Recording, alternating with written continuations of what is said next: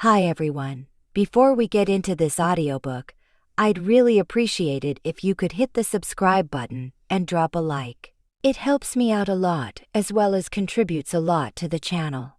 Now, let's get into the story. I hope you enjoy. The moon hung low above the ancient pines, its silver rays filtering through the thick boughs and illuminating the mossy ground with an otherworldly glow. In the hushed hour before dawn, the forest carried an air of expectation, as if the trees themselves sensed that destiny was about to shift for one unsuspecting young woman. Her name was Elara, and although she had lived her entire life in the outskirts of a modest village, she never imagined that her quiet existence would intersect with the grim power of the most feared alpha in the region. She possessed no illusions about her station in the world. For years, she had gathered wild herbs for modest earnings and taken care of her ailing father. Their life was simple, but at least it was peaceful.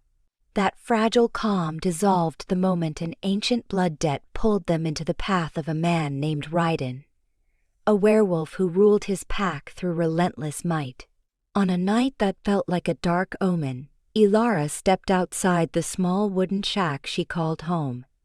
She could hear her father, Gerald, shuffling behind her, every movement weighted with remorse. She saw how guilt had etched itself into the lines around his eyes and mouth. He carried the knowledge that he could never repay the debt he owed. Worse still, the payment had come due in a form neither of them had anticipated. Elara herself, sold to Raiden, she was about to be handed over like a piece of valuable property. The very notion of a parent giving away a child might seem monstrous, yet desperation makes people do desperate things. Gerald had not been able to look her in the eye for days, muttering weak apologies about the impossible situation he found himself in. They walked along a narrow, winding trail that led to the edge of the village, where a decrepit well stood as a silent witness to countless generations. The sky was still dark, though a faint line of gray on the horizon hinted at coming dawn. Elara's heart pounded with such force she feared it might burst from her chest. She knew that if she tried to run, she would not get far. The pack's reputation for swift, ruthless pursuit was enough to crush any thoughts of escape. As they neared the meeting place, the silhouettes of men came into view, their forms tall and imposing. Standing at their center was Raiden. Even if she had never seen him before, his aura would have been unmistakable.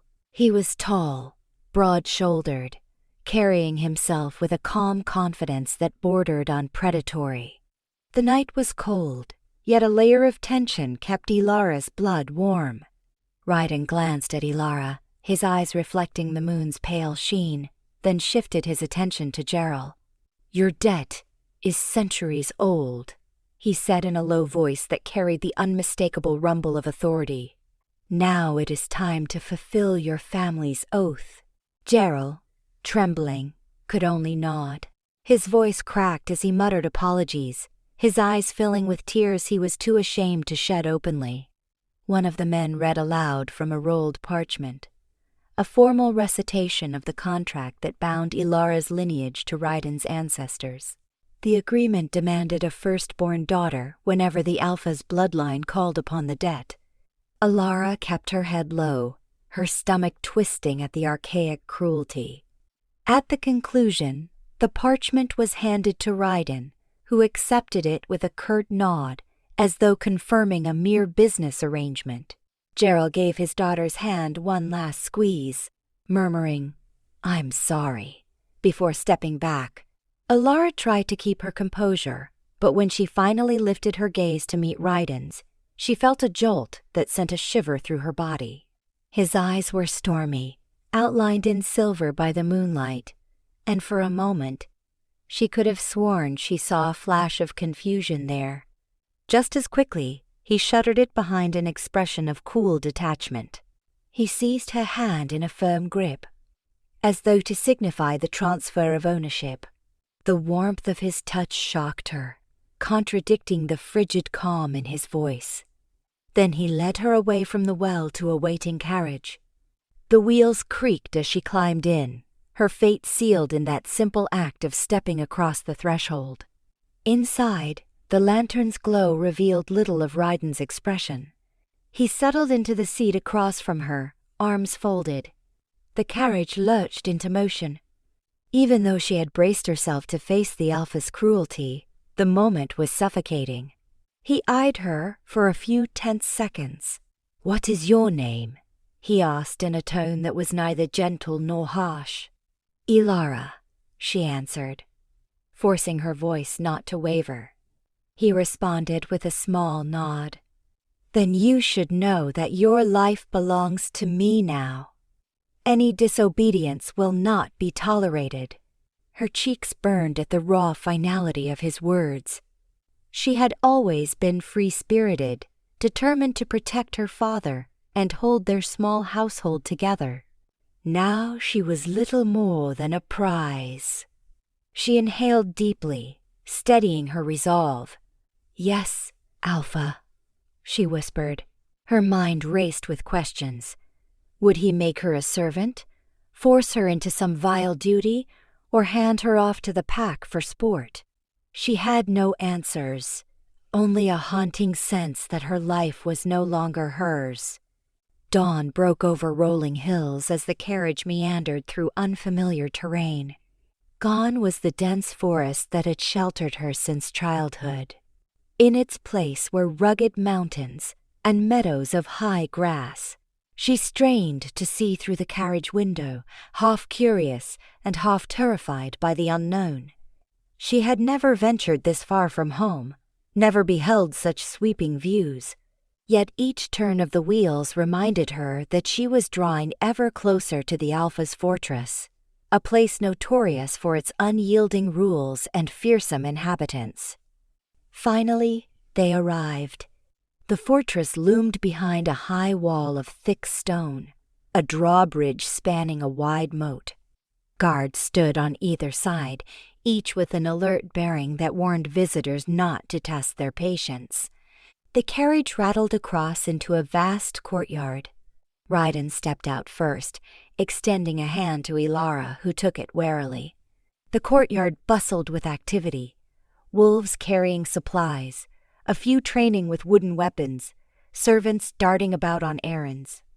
But it was the massive stone building that drew Elara's eye, its windows tall and narrow, the architecture hinting at something ancient and formidable. Ryden's beta, a wolf named Halston, approached with crisp efficiency. He was slightly shorter than Ryden, lean but muscular, and wore an expression of stoic loyalty.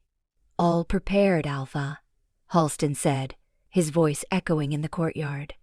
Ryden nodded. He ushered Elara inside the fortress, guiding her through corridors lit by torchlight. Tapestries depicting wolves, moons, and fierce battles lined the walls. Despite the grand setting, an undercurrent of tension tainted the air, as though laughter and joy were commodities too dear to waste. They stopped at a heavy wooden door reinforced with metal. Ryden pushed it open, revealing a modest, sweet, simple bed, fireplace, a single window looking out over the courtyard. He gestured for Elara to enter. Once inside, he turned to face her. "This will be your room," he declared, voice calm yet unyielding. "You are not to leave unless granted permission. Do you understand?" Nodding, she swallowed the lump in her throat. "Yes, Alpha," she managed. It was a small mercy that she was not tossed into a dungeon, but it was still a cage, gilded though it might be. She ventured a question, despite her trembling nerves. "What do you want with me?" He studied her, and for the briefest instant, she thought she saw something flicker in his eyes. Uncertainty, maybe. Then the moment passed. "You are payment for the blood debt," he said, as though that explained everything. "Your tasks will become clear. Until then, you will obey."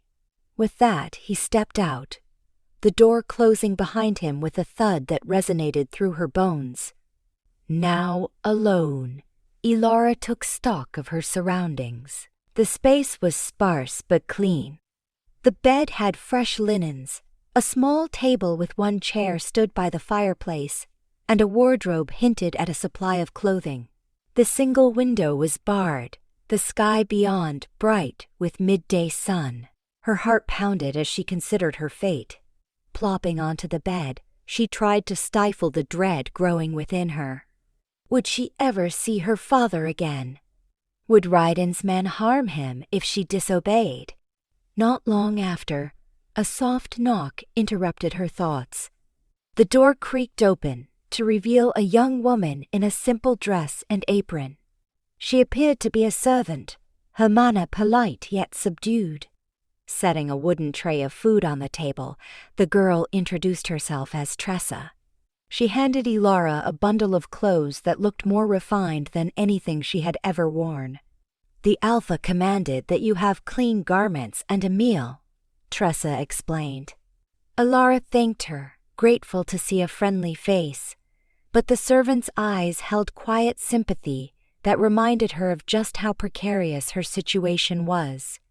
Elara nibbled at the bread and stew, her appetite blunted by anxiety. She forced herself to swallow. The stew was delicious, thick, hearty, nothing like the thin broth she had subsisted on in the village.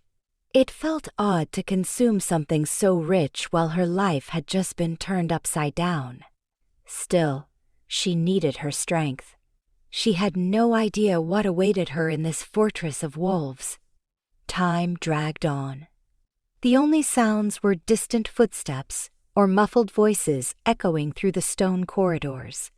The fireplace remained unlit. No one came to tend it. She draped the cloak Tressa had given her around her shoulders, seeking warmth and comfort in its folds. Hours passed like this, the weight of uncertainty pressing down, until at last there was another knock. This time, Halston appeared, bearing an air of command. He told her the Alpha wished to see her. Her heart flipped. She followed him through a maze of hallways, each lined with more tapestries and flickering torches. Soon they entered a grand hall with arched ceilings. At one end was a raised dais and a large chair, clearly the Alpha's seat. Ryden stood near it, flanked by a handful of wolves who seemed to carry themselves with authority. Elara guessed they were lieutenants or high-ranking pack members. "Stand before the Alpha," Halston instructed. She moved forward, stopping a few steps from Ryden. Her pulse thrummed in her ears. Ryden's gaze flicked over her. "You will learn our ways," he said, his voice echoing in the hall. "You will act as I command. If you prove defiant, you will be punished." His directness felt like a slap.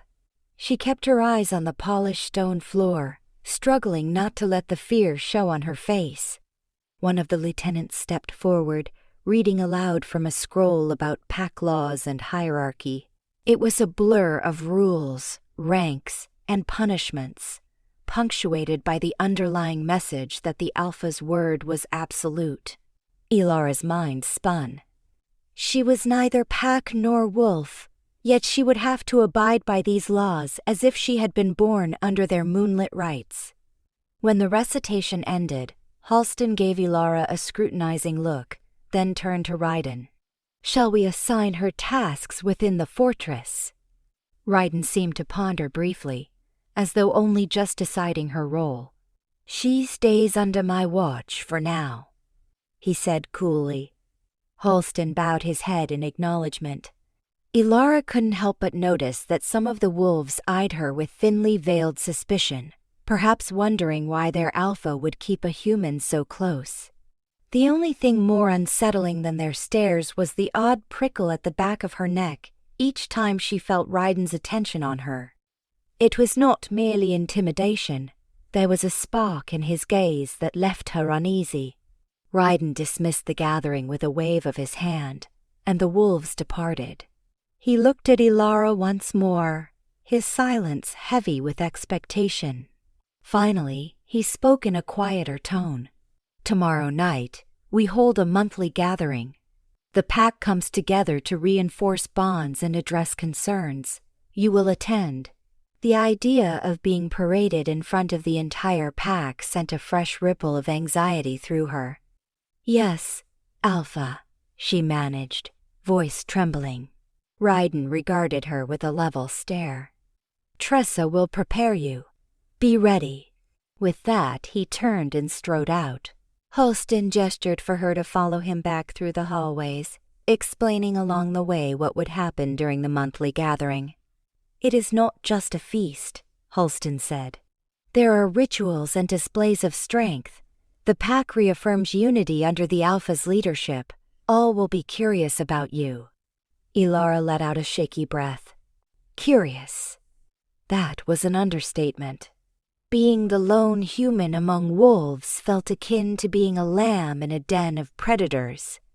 But perhaps understanding their laws, learning how to navigate their customs, might be her best strategy for survival. Morning dawned with an uneasy brightness, the sun's rays slanting through the barred window in Elara's chamber. She spent a restless night trying to piece together the puzzle of her new circumstances, but exhaustion eventually claimed her. Now, as she rose, Tressa appeared once more, offering a quick breakfast and an introduction to pack etiquette. Seated at the small table, Elara sipped water while Tressa outlined the fortress's schedule, meal times, guard shifts, and daily duties for various pack members. "Not everyone here is a warrior," Tressa explained. "Some are hunters, some craft weapons or tools, others handle logistics. But all must answer to the Alpha. He ensures discipline by any means he sees fit." Tressa's eyes darted uneasily as she said this, a hint that those means could be brutal. The day passed in a blur of lessons. Tressa instructed Elara on how to greet a ranked wolf. An incline of the head, not quite a bow, never turning one's back unless excused.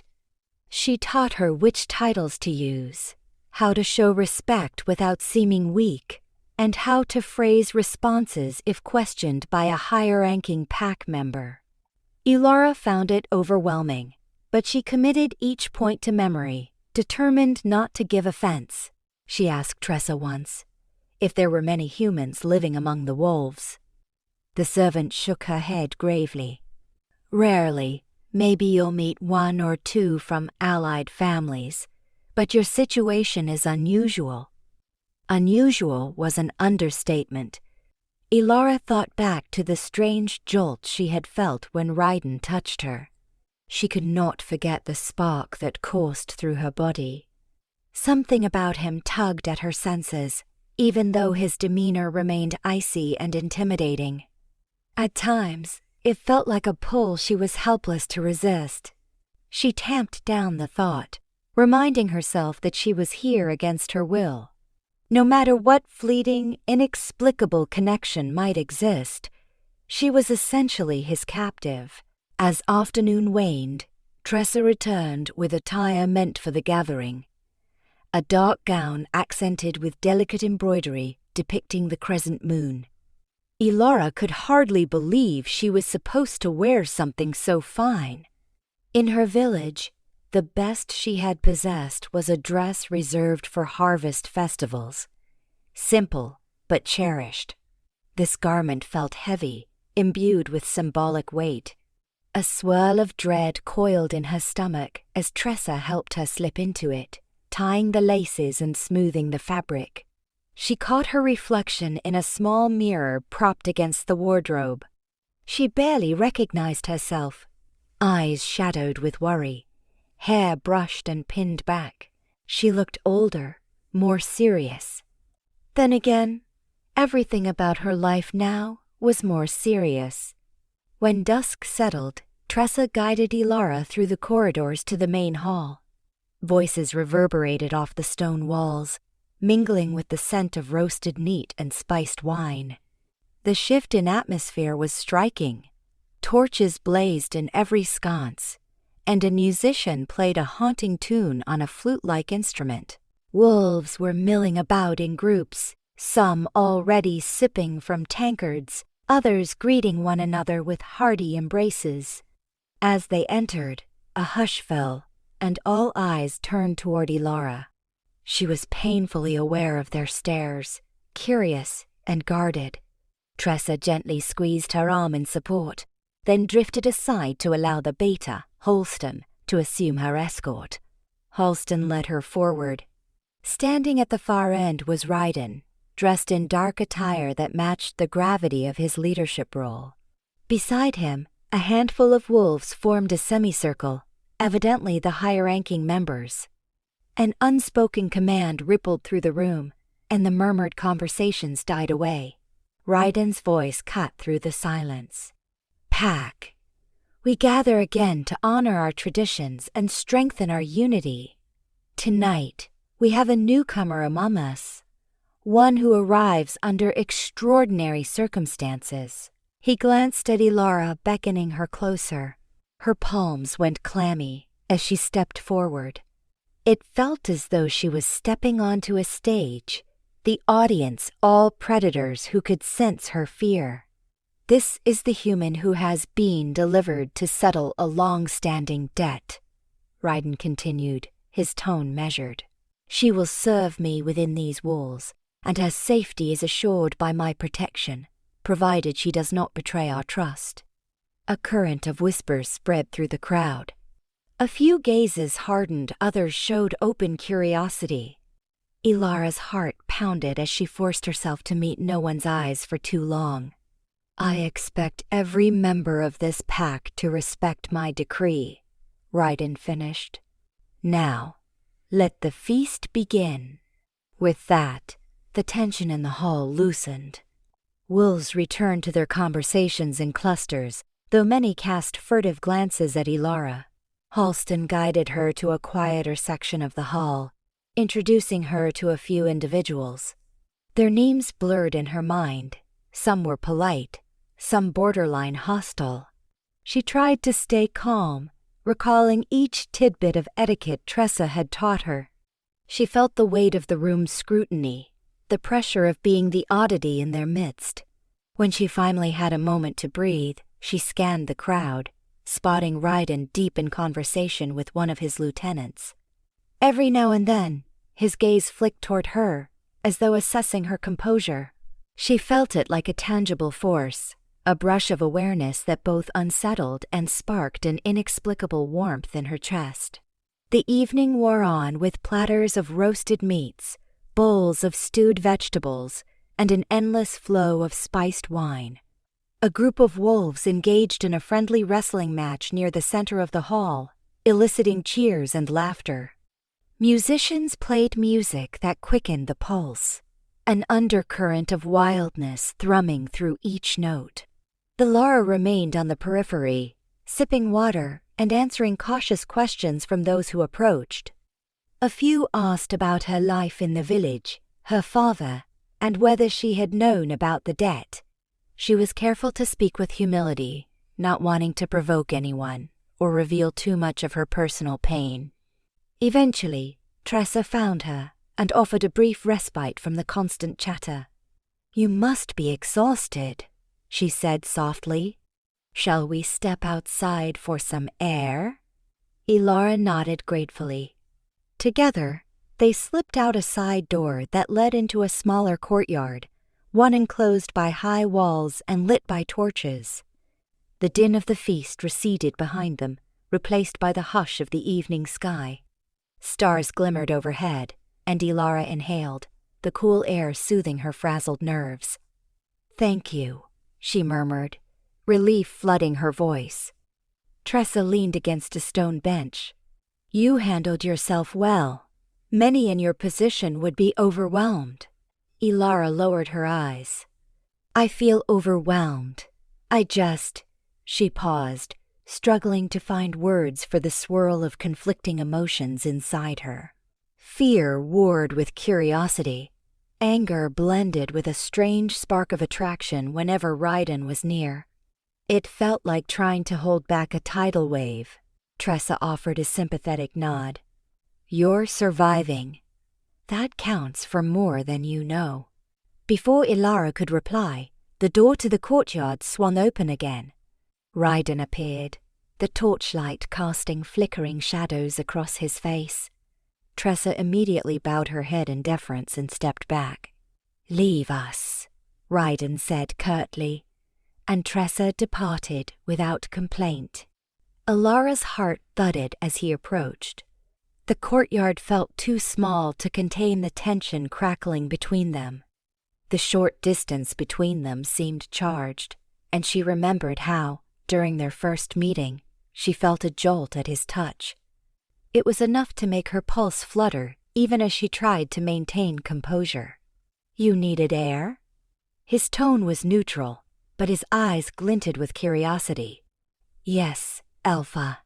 The feast, it's a lot to take in, she replied carefully. He inclined his head, acknowledging her words. You did well in there. The pack is protective of its own. They are wary of outsiders, especially human ones. She suppressed a tremor. I understand. Raiden's gaze swept over her, lingering for an uncomfortable moment. Do you? He asked quietly, stepping closer. I'm not sure you fully grasp what it means to be under my protection, or the consequences if that trust is broken. A chill slithered down her spine. She wanted to speak, to say anything that might break the tension, but her throat felt constricted. Raiden reached out, brushing a strand of her hair aside. The touch was light, almost careful. Her skin tingled where his fingers grazed it. She wondered if he felt it too, this inexplicable spark that flared whenever they neared. Why do you keep me so close? She managed to whisper, half in defiance, half in confusion. I know the debt is the official reason, but you could have cast me among the servants. His eyes narrowed, the faintest crease forming between his brows. Because I sensed something the moment I laid eyes on you, he admitted in a barely audible voice. I do not ignore my instincts. That is how I have kept this pack strong. Elara's heart hammered. She could see the conflict in him, the rigid control battling something more primal. Part of her wanted to recoil, to reject him and this entire situation. Another part, one she barely understood, was drawn to that hidden uncertainty in his gaze. Raiden seemed on the brink of saying more, but he held back. Instead, he straightened. You should return to the gathering. Appearances matter. Do not isolate yourself too long. She nodded, stepping past him to head back to the door. Yet, as she brushed by, his hand shot out, gently catching her elbow.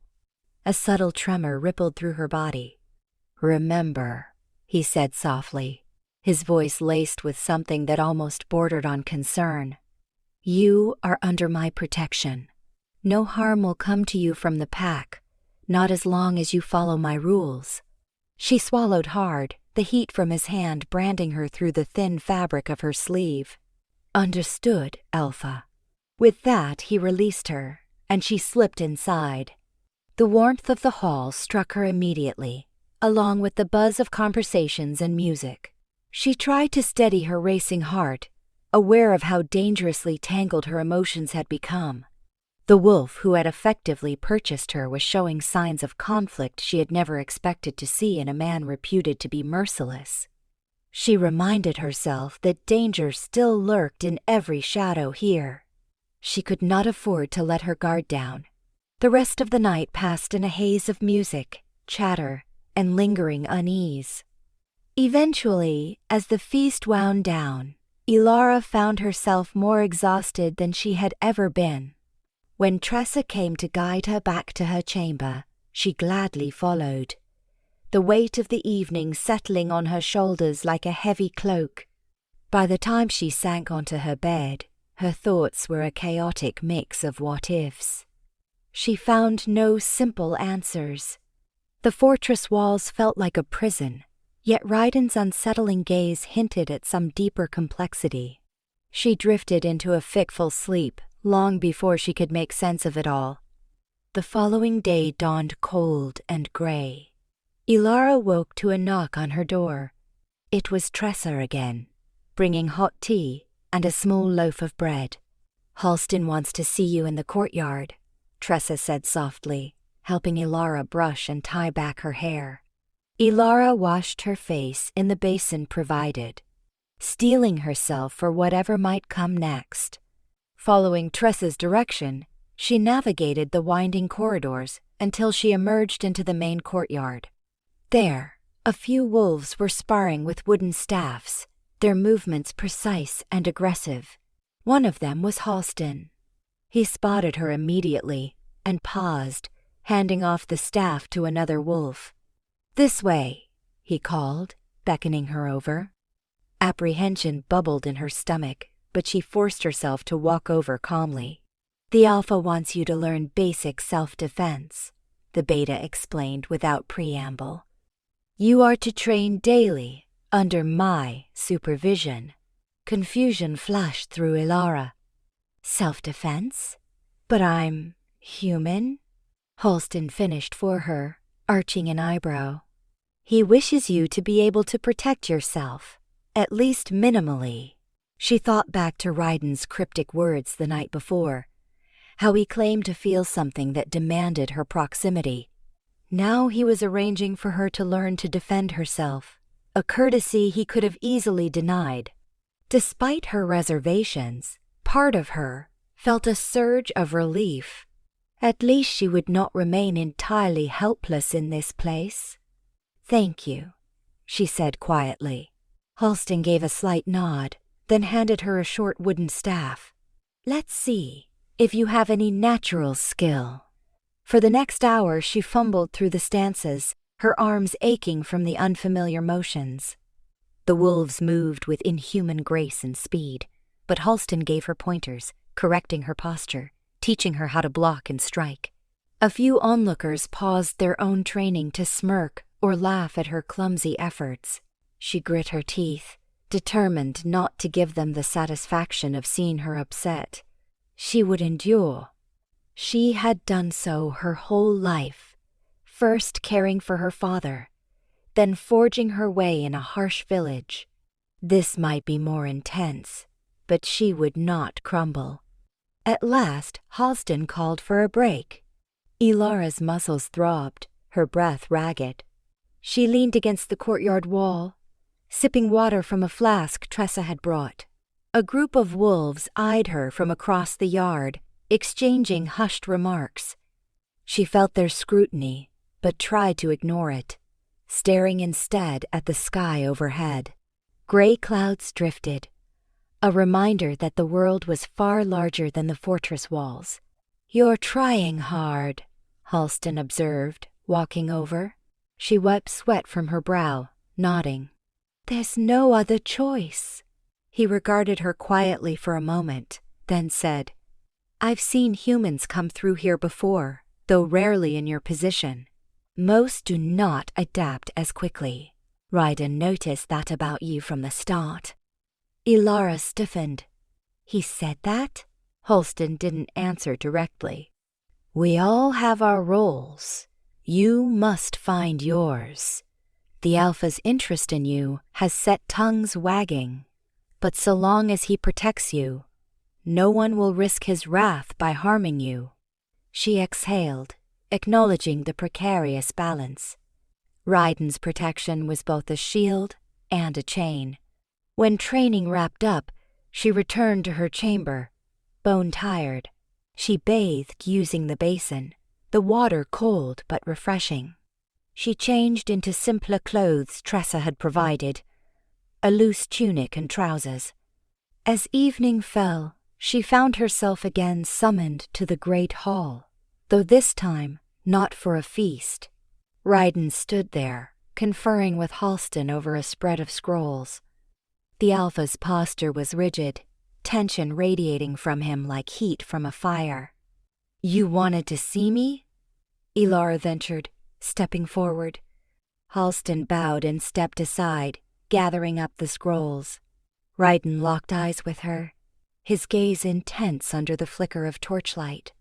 "I hear you trained today." She nodded, bracing for some critique. Instead, he surprised her by saying, "Good. I want you to continue. It may save your life." The swirl of confusion returned. Why did he care if she lived or died, beyond the fact that she was a debt repaid? She mustered the courage to ask, "Alpha, may I speak freely?" He lifted his chin in mild challenge. "Speak. Why do you care about my life, beyond the debt? Anyone would think you would simply lock me away or use me for labor. But you are teaching me your ways, letting me train, keeping me at your side." He regarded her for a long moment. "Because I choose to," he stated. The evasion made her want to press, but his tone hinted that the matter was closed. He turned, signaling she should walk with him. They strolled down a corridor lit by flickering torches. Paintings of moonlit forests and fierce wolves hung at intervals, telling stories Elara could only guess at. Ryden spoke in a low voice. "A pack must be strong. Each member contributes to that strength, even if they are not wolf-born." "But I'm not a member," she pointed out. He paused, gaze fixed on her. "Not yet." Those two words sent her mind reeling. Did he intend for her to become part of his pack? Truly? A human amidst werewolves? The idea was so far-fetched, she couldn't imagine how it would work. Yet, here she was, training in the courtyard, learning pack customs, sleeping in a chamber just down the hall from the Alpha's own quarters. The flickering torchlight accentuated the sharp lines of his face. A deep, unspoken conflict lingered in his eyes, as though he wrestled with something that could not be easily named. He led her to an open balcony overlooking the fortress gates. Night stretched before them, the moon a slender crescent above jagged peaks. Ryden folded his arms on the stone railing, seeming to struggle with what to say next. Elara felt an unusual pang of sympathy for him. For all his power, he looked oddly burdened, as though the mantle of leadership weighed more heavily than anyone guessed. "When I took over this pack," he began, his voice quieter. It was after a bloody challenge. "The old Alpha clung to his position with brutality, nearly tearing us apart. I won, but the scars run deep." She remained silent, afraid to interrupt. He continued, "Fear is a currency that never devalues. It has served me, kept potential rivals in line. Yet sometimes fear is not enough to hold everything together." He turned his head slightly, his eyes meeting hers in the pale moonlight. "Humans, ironically, often form bonds not just out of power, but out of care. I see that in the way you worry for your father. Or how you treat Tressa. That loyalty is something we wolves understand deeply. But we've forgotten how to show it without violence lurking in the background." Elara's breath caught.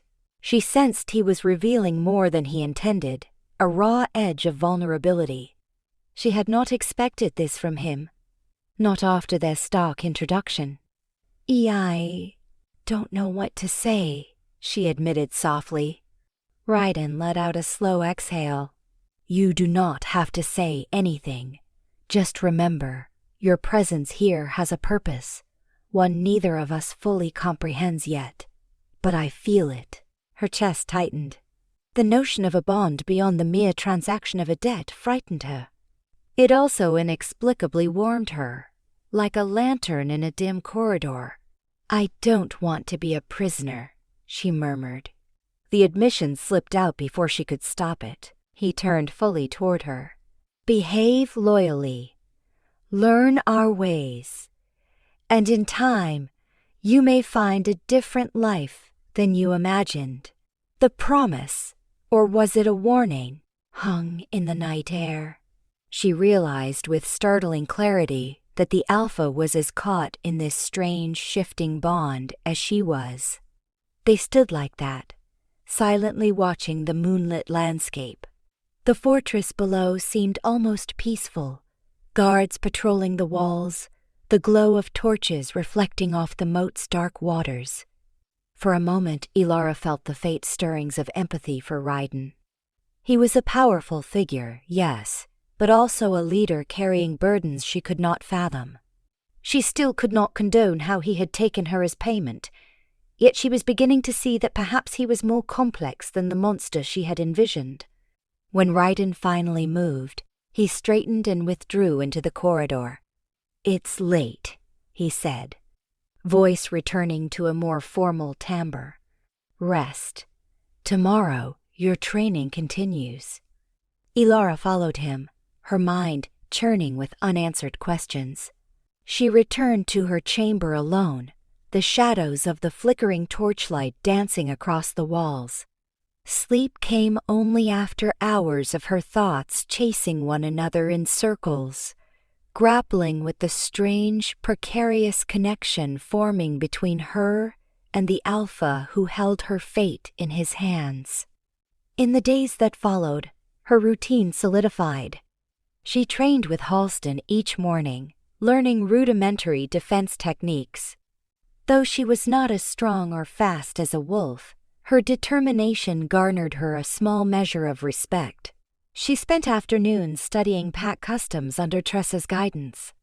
Evenings, she was often summoned to attend Raiden, sometimes in the Great Hall, sometimes in more private areas to observe how he managed the day-to-day affairs of the fortress.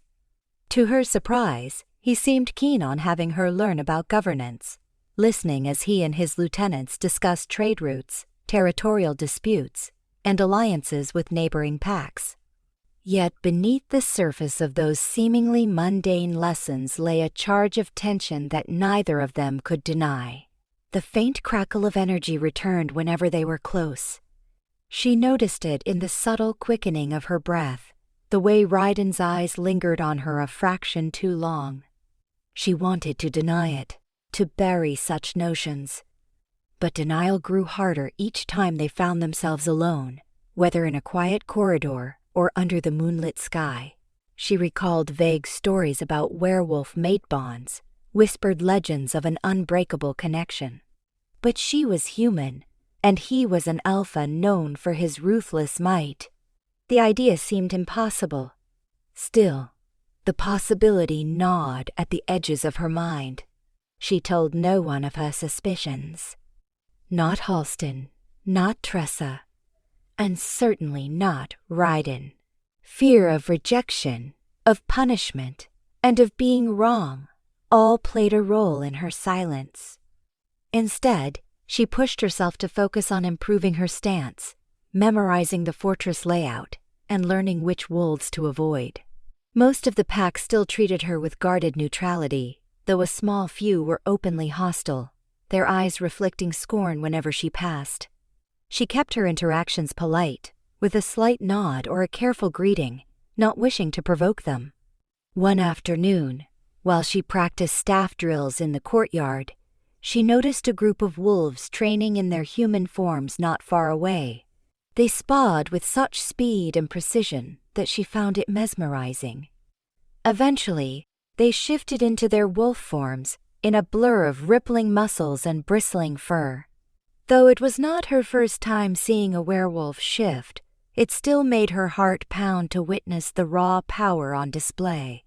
Their senses were sharper, their reflexes lightning fast. It was a sobering reminder of how vulnerable she remained among them. Halston called a break, and Elara set aside her staff. As she wiped sweat from her forehead, she sensed a presence behind her. Turning, she saw Raiden watching from the edge of the courtyard. He approached at a measured pace, his expression unreadable. "You've improved," he observed, nodding toward the staff. "You still leave your left side open." She gave a wry smile. I'm trying. It's not easy keeping up with superhuman abilities. He regarded her for a beat. No, but determination goes far. She shifted uneasily, waiting for him to issue orders or depart. Instead, he studied her. She saw that flicker again, a glimpse of turmoil. Tonight, join me in the war room, he said, stepping back. We are discussing our borders, and I want you to understand the threats we face. Elara blinked in surprise, but she nodded. Yes, Alpha. Raiden turned to leave, but not before his gaze lingered on hers, a moment that felt laden with unspoken tension. Then he was gone, leaving her alone with the rapid thudding of her pulse. That evening, Elara stood outside the war room's thick wooden door, nerves jangling. Voices from within revealed the presence of several high-ranking wolves, their tones urgent. She could make out Halston's voice, along with at least 2 others. Gathering her courage, she knocked softly and entered. A large table dominated the center of the room, covered with maps and documents. Torches cast dancing shadows, illuminating the grave expressions of those assembled. Raiden stood at the head of the table, glancing up when she entered. Come in, he said. Stand near Halston. She did, her heart pounding. The conversation resumed. Talk of rogue wolves encroaching on their territory, of tensions with another pack whose leader was rumored to be assembling alliances for unknown reasons. Elara listened intently, trying to piece together the intricacies of pack politics. Raiden asked her opinion once, about a possible trade route for supplies. She stammered, unprepared, but gave a cautious answer. To her astonishment, he nodded thoughtfully, as if considering it. The other wolves eyed her, some with curiosity, others with disapproval. When the discussion finally wrapped up, the wolves filed out, each offering a brief salute to Raiden. Elara made to follow, but Raiden held up a hand, indicating she should stay. The door closed behind the last of them. Silence descended, broken only by the crackle of the torches. Raiden placed both hands on the table and exhaled, tension rippling across his shoulders. These matters weigh heavily on me, he admitted. She stepped closer, compelled by a mixture of concern and caution. It seems there's much unrest beyond your borders. He nodded. A strong pack stands only if it remains vigilant. We cannot appear weak, not for a moment. A memory of their balcony conversation flickered in her mind. Must everything be rooted in fear? She asked quietly. Fear or respect, he replied, turning to look at her. There's little difference in the eyes of many. But you don't see it that way, do you? She paused, gathering her thoughts. I come from a small village where we depend on each other. My father was all I had. We had to show each other kindness to survive. Fear was always present, but it wasn't our currency. Raiden's gaze flickered, an unreadable emotion passing through his eyes. Kindness is a vulnerability, yet it also has a strength I cannot deny. I sense it in you, and maybe, he cut himself off, jaw tensing as though he feared revealing too much.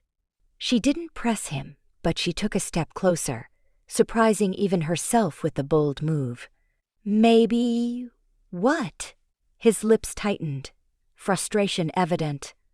Maybe it's why I brought you here.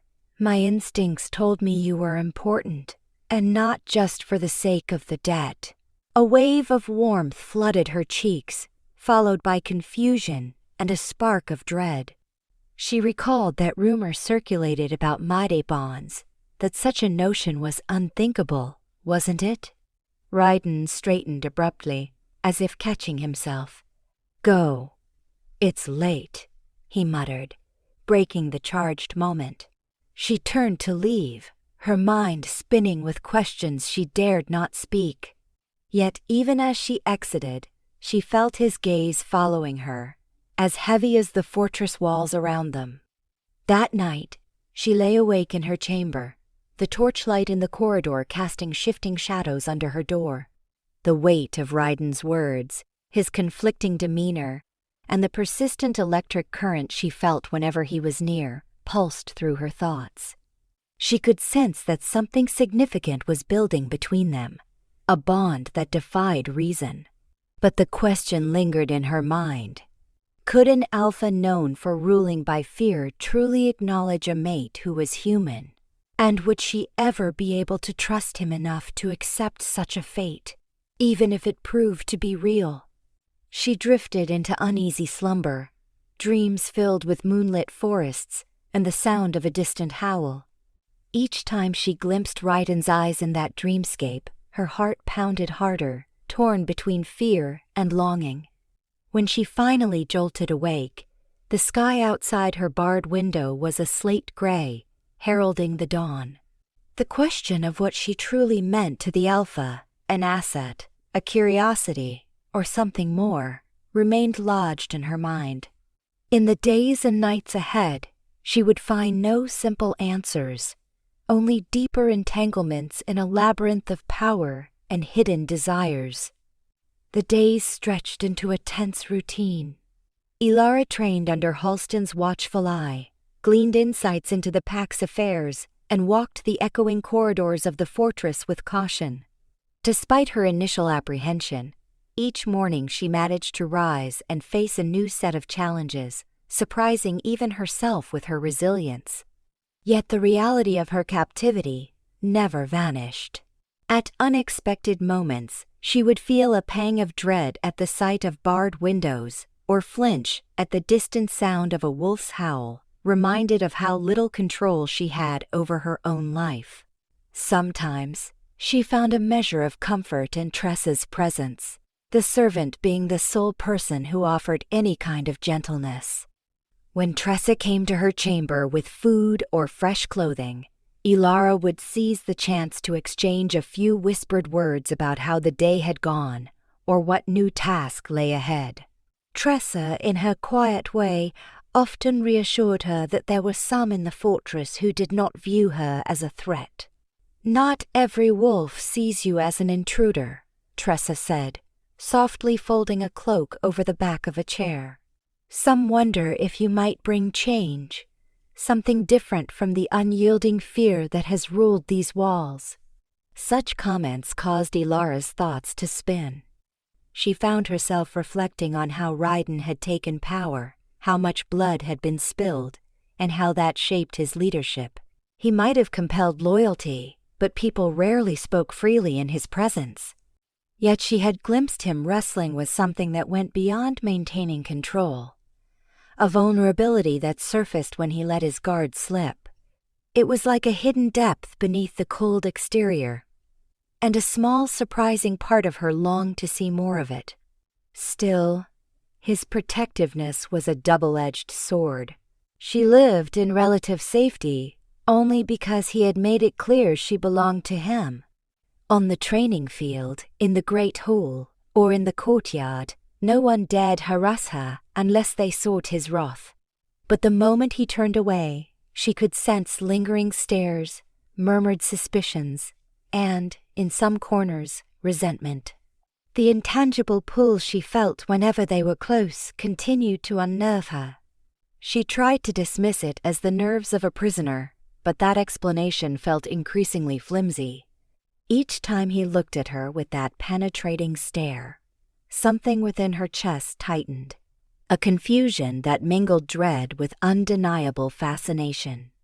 One crisp morning, she was in the courtyard, perspiration beading her forehead, as she struggled through a complex drill with the wooden staff. Halston barked instructions, striding around her in a circle. "Keep your shoulders relaxed. Anticipate the angle of attack." Elara tried to comply, focusing on every pivot of her feet and swing of her arms. But her muscles ached from a week of relentless practice, and her energy lagged. She fumbled an overhead block, narrowly missing a blow from another trainee who had stepped in to test her reflexes. She lurched backward, stumbling. Before she could right herself, Halston was there, pushing the wooden staff aside and gripping her arm to steady her. Some of the onlookers chuckled, but Halston silenced them with a cold look. "Again," he said, guiding Elara back into a defensive stance. He was not harsh, but neither was he gentle. She recognized his expectation that she prove her worth daily, if only to justify Raiden's decision to keep her under his direct protection. Ignoring her weariness, she raised the staff. The trainee swung, and this time she managed to deflect the blow, though the force jarred her wrists. She bit down on a gasp, teeth clenched as she forced herself to move fluidly into the next sequence. Sweat trickled down her temples. She pictured her father's face, recalling how he had once told her that adversity was not a wall, but a test of will. In her village, that had meant finding enough herbs to ease a neighbor's fever, or scrounging extra bread. Here, it meant learning how to survive among lethal wolves. By the time Halston called for a halt, she was trembling with exhaustion. A small audience of wolves had gathered, clearly judging her progress. Some watched with open curiosity, others with thinly veiled disdain, but none dared intervene. Halston gave a curt nod. "Better. Rest. We'll resume tomorrow." She swallowed gratefully, leaning on the staff for support. One by one, the onlookers dispersed, until only Tressa remained, offering her a cup of water. She downed it greedily. "Thank you," she managed, voice hoarse. Tressa shrugged, a gentle smile tracing her lips.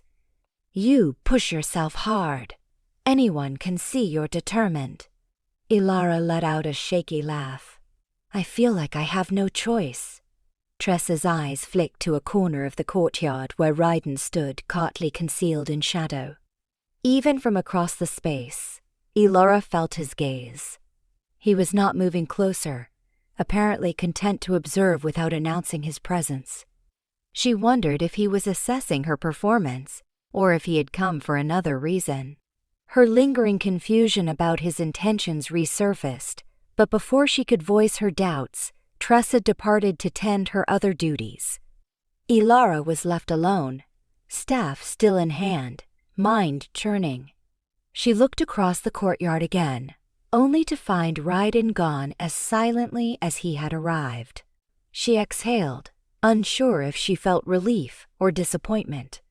Then she dragged herself to a bench by the fortress wall, letting the coarse stone press against her back as she caught her breath. Over the next few days, rumors reached her that an allied pack had requested a formal meeting at the fortress. The talk around the halls suggested this neighboring group was wary of Raiden's expanding influence. The fortress staff bustled to prepare for the visit, cleaning rooms seldom used, polishing the stone floors, and organizing a lavish reception to greet the visitors. Elara watched from the sidelines, gleaning fragments of conversation about treaties, boundary disputes, and potential alliances. Finally, the visitors arrived on a crisp afternoon. The gates opened, and a procession of nearly a dozen wolves, all dressed in travel-worn cloaks, entered the courtyard. Their leader was a wiry man with keen dark eyes and hair that hung to his shoulders in thin braids. He carried himself with a competence that suggested he was no stranger to power, though he lacked Raiden's imposing stature. Elara was in the courtyard at the time, trying to practice some staff techniques on her own, when she heard the commotion. Guards formed a respectful line, and the visitors made their way inside. She caught only fleeting glimpses of the newcomers, but she felt an undercurrent of tension. The fortress staff seemed on alert, moving briskly to ensure everything ran smoothly. Halston strode by, his expression unreadable, a silent sign that something of significance was about to happen. That evening, Tressa informed Elara that the Alpha had decided she would serve as a silent observer during the main negotiations. He wants you present, Tressa explained, her tone revealing uncertainty. Perhaps he wants you to see how alliances work. Or maybe he hopes you will learn something that could be useful later. A flutter of apprehension stirred in Elara's stomach. She recalled how Raiden had occasionally asked her for opinions, though never in front of the entire pack. Now he was bringing her into a high-stakes meeting. Why? Was it a test of loyalty, or a demonstration to the visiting pack that he had influence even over humans? She dressed carefully in a simple gown of deep green, the best she had besides the ceremonial attire from the monthly gathering. Her hair, brushed until it gleamed, was tied back in a loose braid. She was not trying to appear regal. She merely wanted to avoid any humiliation before visitors who might already consider her presence bizarre. Then, halting her nervous thoughts, she headed for the war room where the meeting would take place. Inside, the atmosphere was charged.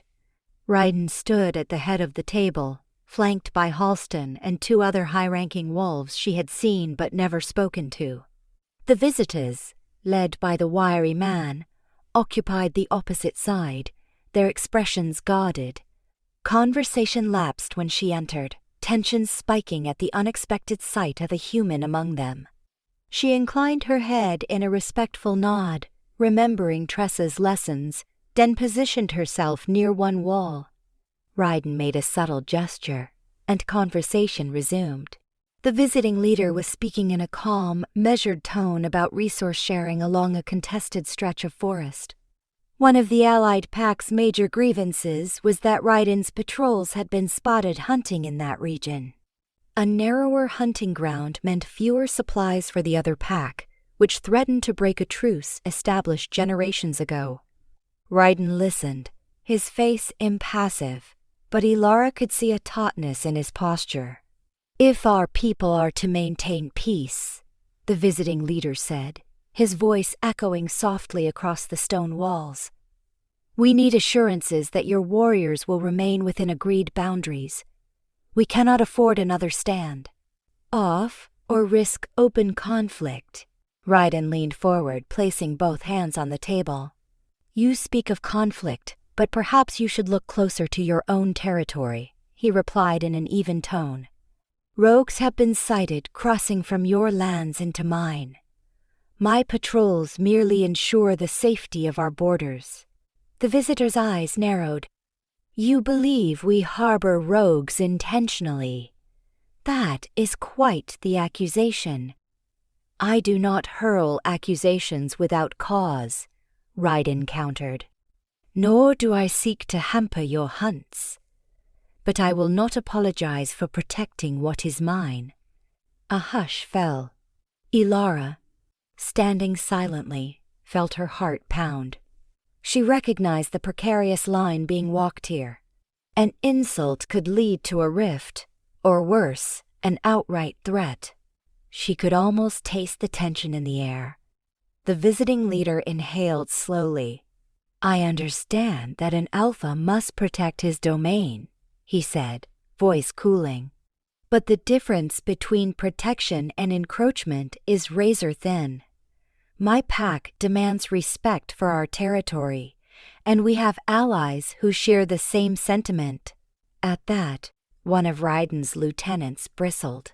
He opened his mouth as if to issue a retort, but a single glance from the alpha silenced him. Raiden's composure remained unbroken. "Then let us find a way to reinforce our borders without letting rogues exploit the gap. My patrols can coordinate with yours. Any trespassers from either side will be dealt with, swiftly." A flicker of reluctance passed over the visitor's features. Perhaps he had come expecting a more forceful stance from Raiden, or maybe he had hoped to catch him in a moment of arrogance. Still, a cooperative arrangement for patrols was not something easily dismissed. As conversation continued, the tension ebbed and flowed, each side bargaining over details. How many wolves could patrol, at which hours, and how responsibility would be shared if one side captured an intruder. Elara watched with growing fascination. She had never imagined werewolf packs negotiating so meticulously, as though the line between alliance and hostility was drawn in precise increments. Toward the end of the discussion, Raiden's gaze slid toward Elara. It was a small movement, but she caught it. She stood straighter, self-conscious under the scrutiny of the visiting pack. "It seems we have an unexpected observer," the wiry leader said, turning to Raiden, though his eyes flicked briefly toward Elara. "A human in your midst, no less. Does that signify an evolving approach to alliances?" A ripple of unease spread among Raiden's wolves, as if they braced for a disrespectful remark about the Alpha's decision to keep a human. Raiden's features hardened. "She is here at my invitation. Nothing more need be said." The visitor eyed Elara, curiosity evident. "You always were a master of secrets, Alpha. Perhaps one day we will learn the significance of this arrangement." The tension in the room spiked anew, but Raiden only inclined his head. "You've already learned more than necessary," he said, his tone so calm it was almost menacing. Sensing that no further questions were welcome, the wiry leader returned to the matter of the patrol schedule. Negotiations concluded soon after. He expressed that his pack would remain watchful but open to cooperation, then gathered his companions to leave at first light. The moment the visitors withdrew, Raiden dismissed his own wolves, who quickly exited. Elara lingered by the wall, unsure if she was supposed to stay. Halston departed last, pausing to give Elara a glance of mixed caution and sympathy. Then the door closed, leaving her alone with Raiden. He exhaled, the tightness easing from his posture.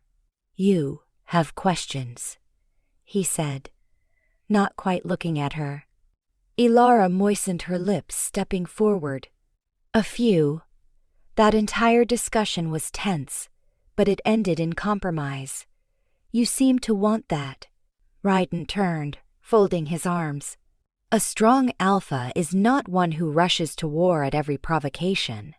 We fight when we must, not when it merely satisfies pride.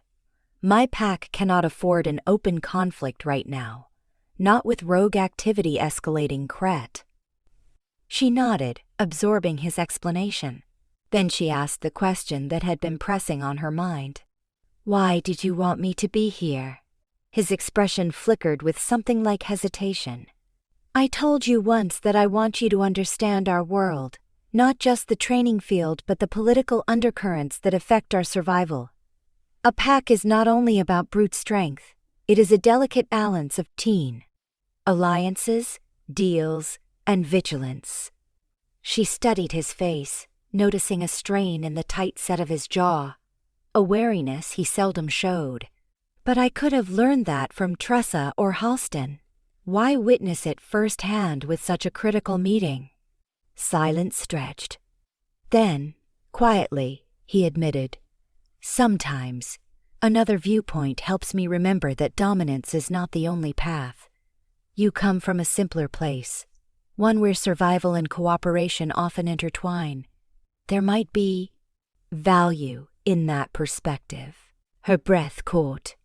She realized he was admitting he found her presence not just tolerable, but beneficial in some sense. It unsettled her, partly because it hinted that she was more than a mere token, and partly because it suggested he valued her in a way that went beyond a captive's worth. She tried to speak, but words failed her. At that moment, his gaze locked onto hers, the tension humming between them. It sparked the same alarming awareness she had felt before. She sought his eyes flick toward her mouth, and her heart lurched as she wondered if he was about to do something rash, like closing the distance.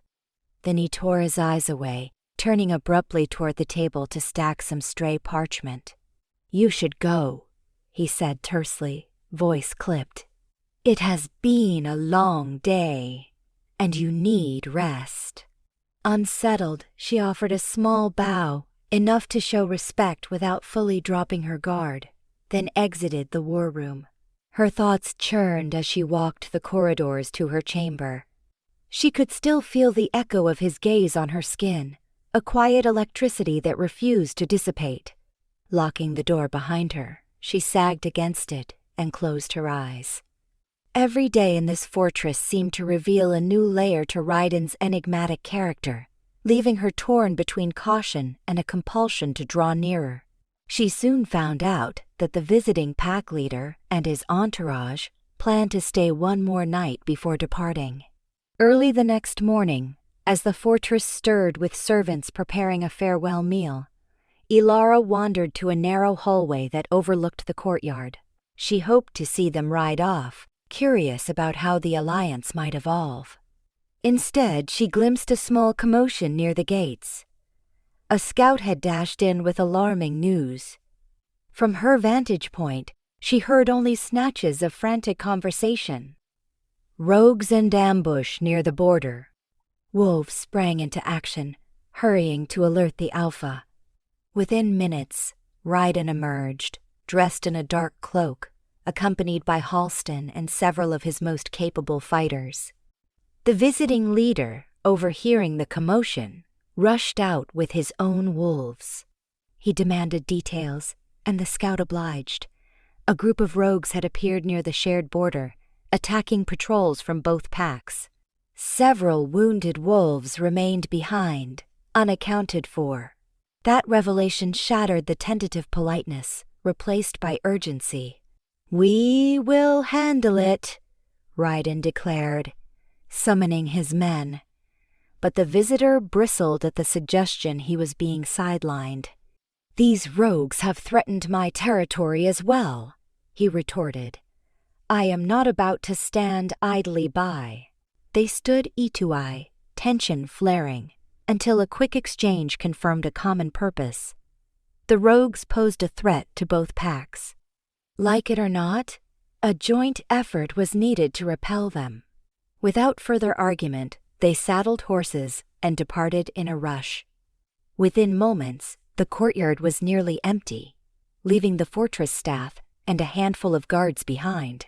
Elara watched from the walkway as Raiden vanished through the gates, leading a mixed contingent of wolves into the wilderness. Hours rolled by, thick with apprehension.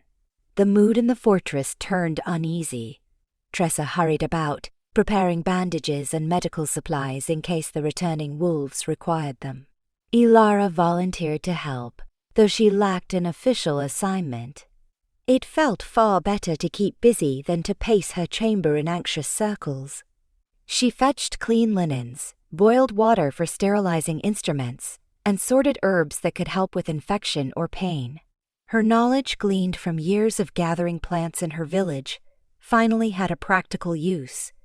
Several other servants joined her, although some eyed her warily, unsure how to address or include her. Yet, in moments of crisis, caution often yields to necessity. As sunset approached, the fortress gates opened again. The returning group streamed in, battered and exhausted, some limping, others supporting wounded companions. She heard Tressa's sharp intake of breath as they hurried forward with medical supplies. A wave of relief surged through Elara as she spotted Raiden still mounted, obviously tired, but seemingly uninjured. Halston, however, clutched a wound on his shoulder, blood staining his tunic. The wiry visiting leader was there too, his expression grim but defiant, as though surviving the skirmish had reminded him of his own strength. Elara wanted to rush to help, but she held back, letting those more accustomed to triage take the lead. She followed Tressa's instructions, kneeling beside wounded wolves, offering clean bandages and handing over herbal remedies. Several moaned in pain as their gashes were cleaned. The tang of blood thickened the air, turning her stomach. Despite her queasiness, she pushed through, reminding herself this was no time for faint-heartedness. Soon, Raiden dismounted and crossed the courtyard. Dirt smudged his cloak, and sweat lined his brow, but his eyes were fiercely alive. He barked instructions to arrange for the wounded to be moved inside, to find cots wherever possible, even in unused storerooms if needed. The fortress staff scrambled to accommodate him. When he finally paused, gaze sweeping over the scene, he spotted Elara knelt beside a wounded wolf. Their eyes locked briefly, and an emotion flickered in his features, pride, or perhaps gratitude. She finished binding a nasty slash on a wolf's leg, then approached Ryden cautiously. "Were you victorious?" she asked, voice subdued. He nodded, removing his gloves. The rogues retreated, but they hit hard, targeting both my patrols and those of the other pack. We lost 2 of our own, more are injured. His frustration bled through, barely restrained. She sensed the pain behind that frustration. Leading a pack meant carrying the burden of every loss. Before she could respond, the wiry pack leader approached, cradling an injured arm. "We may be forced to strengthen our alliance sooner than expected," he said darkly. "These rogues are too organized for mere bandits. Their aggression is calculated." Ryden's expression hardened. "Agreed. We will not let them destabilize our borders." Something about the line of his jaw suggested he was already planning how to respond, possibly a larger mobilization of forces. The visiting leader then glanced at Elara. "Your fortress is well staffed, Alpha," he remarked, his tone oddly neutral. "Even a human is assisting with the wounded." For a moment, Elara expected a snide remark, but he seemed too exhausted to muster scorn. Ryden's eyes flicked to her. "She proves her worth," he said simply, no mockery in his tone. Then he addressed the visitor. "My staff will see to your wounded. Rest here for the night. At dawn, we can decide how to handle the rogue threat." The visitor nodded, yielding with surprising calm. Perhaps the battle had softened hostilities, uniting them in shared grief and necessity. Amid the turmoil, Elara worked until her muscles burned, assisting Tressa and other caretakers. She dripped water into parched mouths, wrapped bandages around deep cuts, and listened as the wounded groaned or muttered delirious words. More than once, she noted Ryden moving through the corridors, checking on the wounded, his presence bringing a jolt of caution or reverence from those around him. He did not speak much, but he stayed close, making sure no crisis went unattended. When the night wore on, she finally retreated to a secluded corner of the makeshift infirmary, resting her back against the cold stone wall. Weariness weighed heavily on her. She had never experienced such a day. Negotiations in the morning, a brutal clash by evening, and now an urgent scramble to save lives. The fortress felt transformed into a place of both brutality and mercy. Ryden appeared at her side, silent at first. She sensed him before she saw him, the subtle shift of the air. She looked up, seeing the fatigue etched into his features. "You are still here," he said quietly. "You should rest." She shook her head. "I wanted to help. My father and I used to gather herbs, treat small injuries. I can at least do that much." He studied her, the torchlight casting shadows beneath his eyes. "Thank you," he said at last, surprising her with his sincerity. "It matters, more than you know." She tried to respond, but a sudden wave of dizziness washed over her, the result of too many hours spent on her feet, combined with the emotional toll of seeing so much blood. She swayed, and Ryden moved swiftly, his hand steadying her shoulder. The contact jolted through her yet again, as though her body recognized him in some fundamental way. She swallowed hard, wishing she could tamp down the shiver that traveled her spine. "You are at your limit," he observed, concern coloring his tone. "Go to your chamber." Her pride tempted her to protest, but the truth was, she could barely keep her head up. She dipped a nod, not trusting her voice, and rose unsteadily. He kept a hand near her elbow, not quite touching but close enough in case she faltered. She managed to walk under her own power, though her knees felt wobbly. In the corridor, as they reached the hallway leading to her door, she turned to thank him. Before she could, he took her hand, an action so intimate and unexpected it drove the breath from her lungs. "Elara," he said, using her name in a low tone. "I need you to know this fortress has never had reason for kindness. I have never sought it, but you—" He trailed off, jaw working as though wrestling unspoken thoughts. She stood frozen. She had never imagined her captor could speak so earnestly, let alone hold her hand in a gesture that was less about possession and more about gentle acknowledgement. He seemed about to continue, but then his expression closed off, and he released her hand. "Rest," he repeated, stepping back as if forcibly reminding himself of the role he played. "I will see to the rest of the fortress." Her lips parted, but she could only manage a faint nod. He left in purposeful strides, his cloak trailing behind him. For a moment, she remained rooted in place, her heart pounding, torn between the rawness of her own emotions and the disquieting sense that something far deeper than simple captivity bound her to him. The next morning dawned pale and cold. Elara dragged herself out of bed, muscles protesting. She tried not to recall her final exchange with Ryden, but the memory clung to her thoughts like a lingering echo. That quiet sincerity in his voice kept replaying.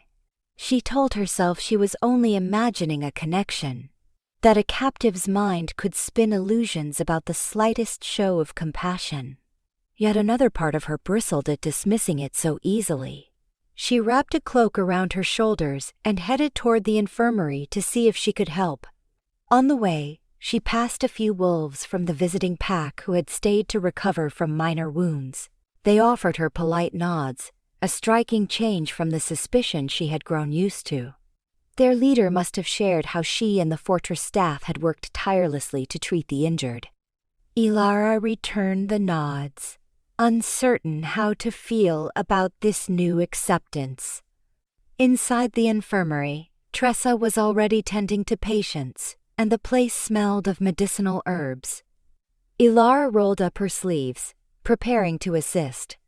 A wounded wolf groaned from a corner, and she hurried over, gathering a fresh bandage.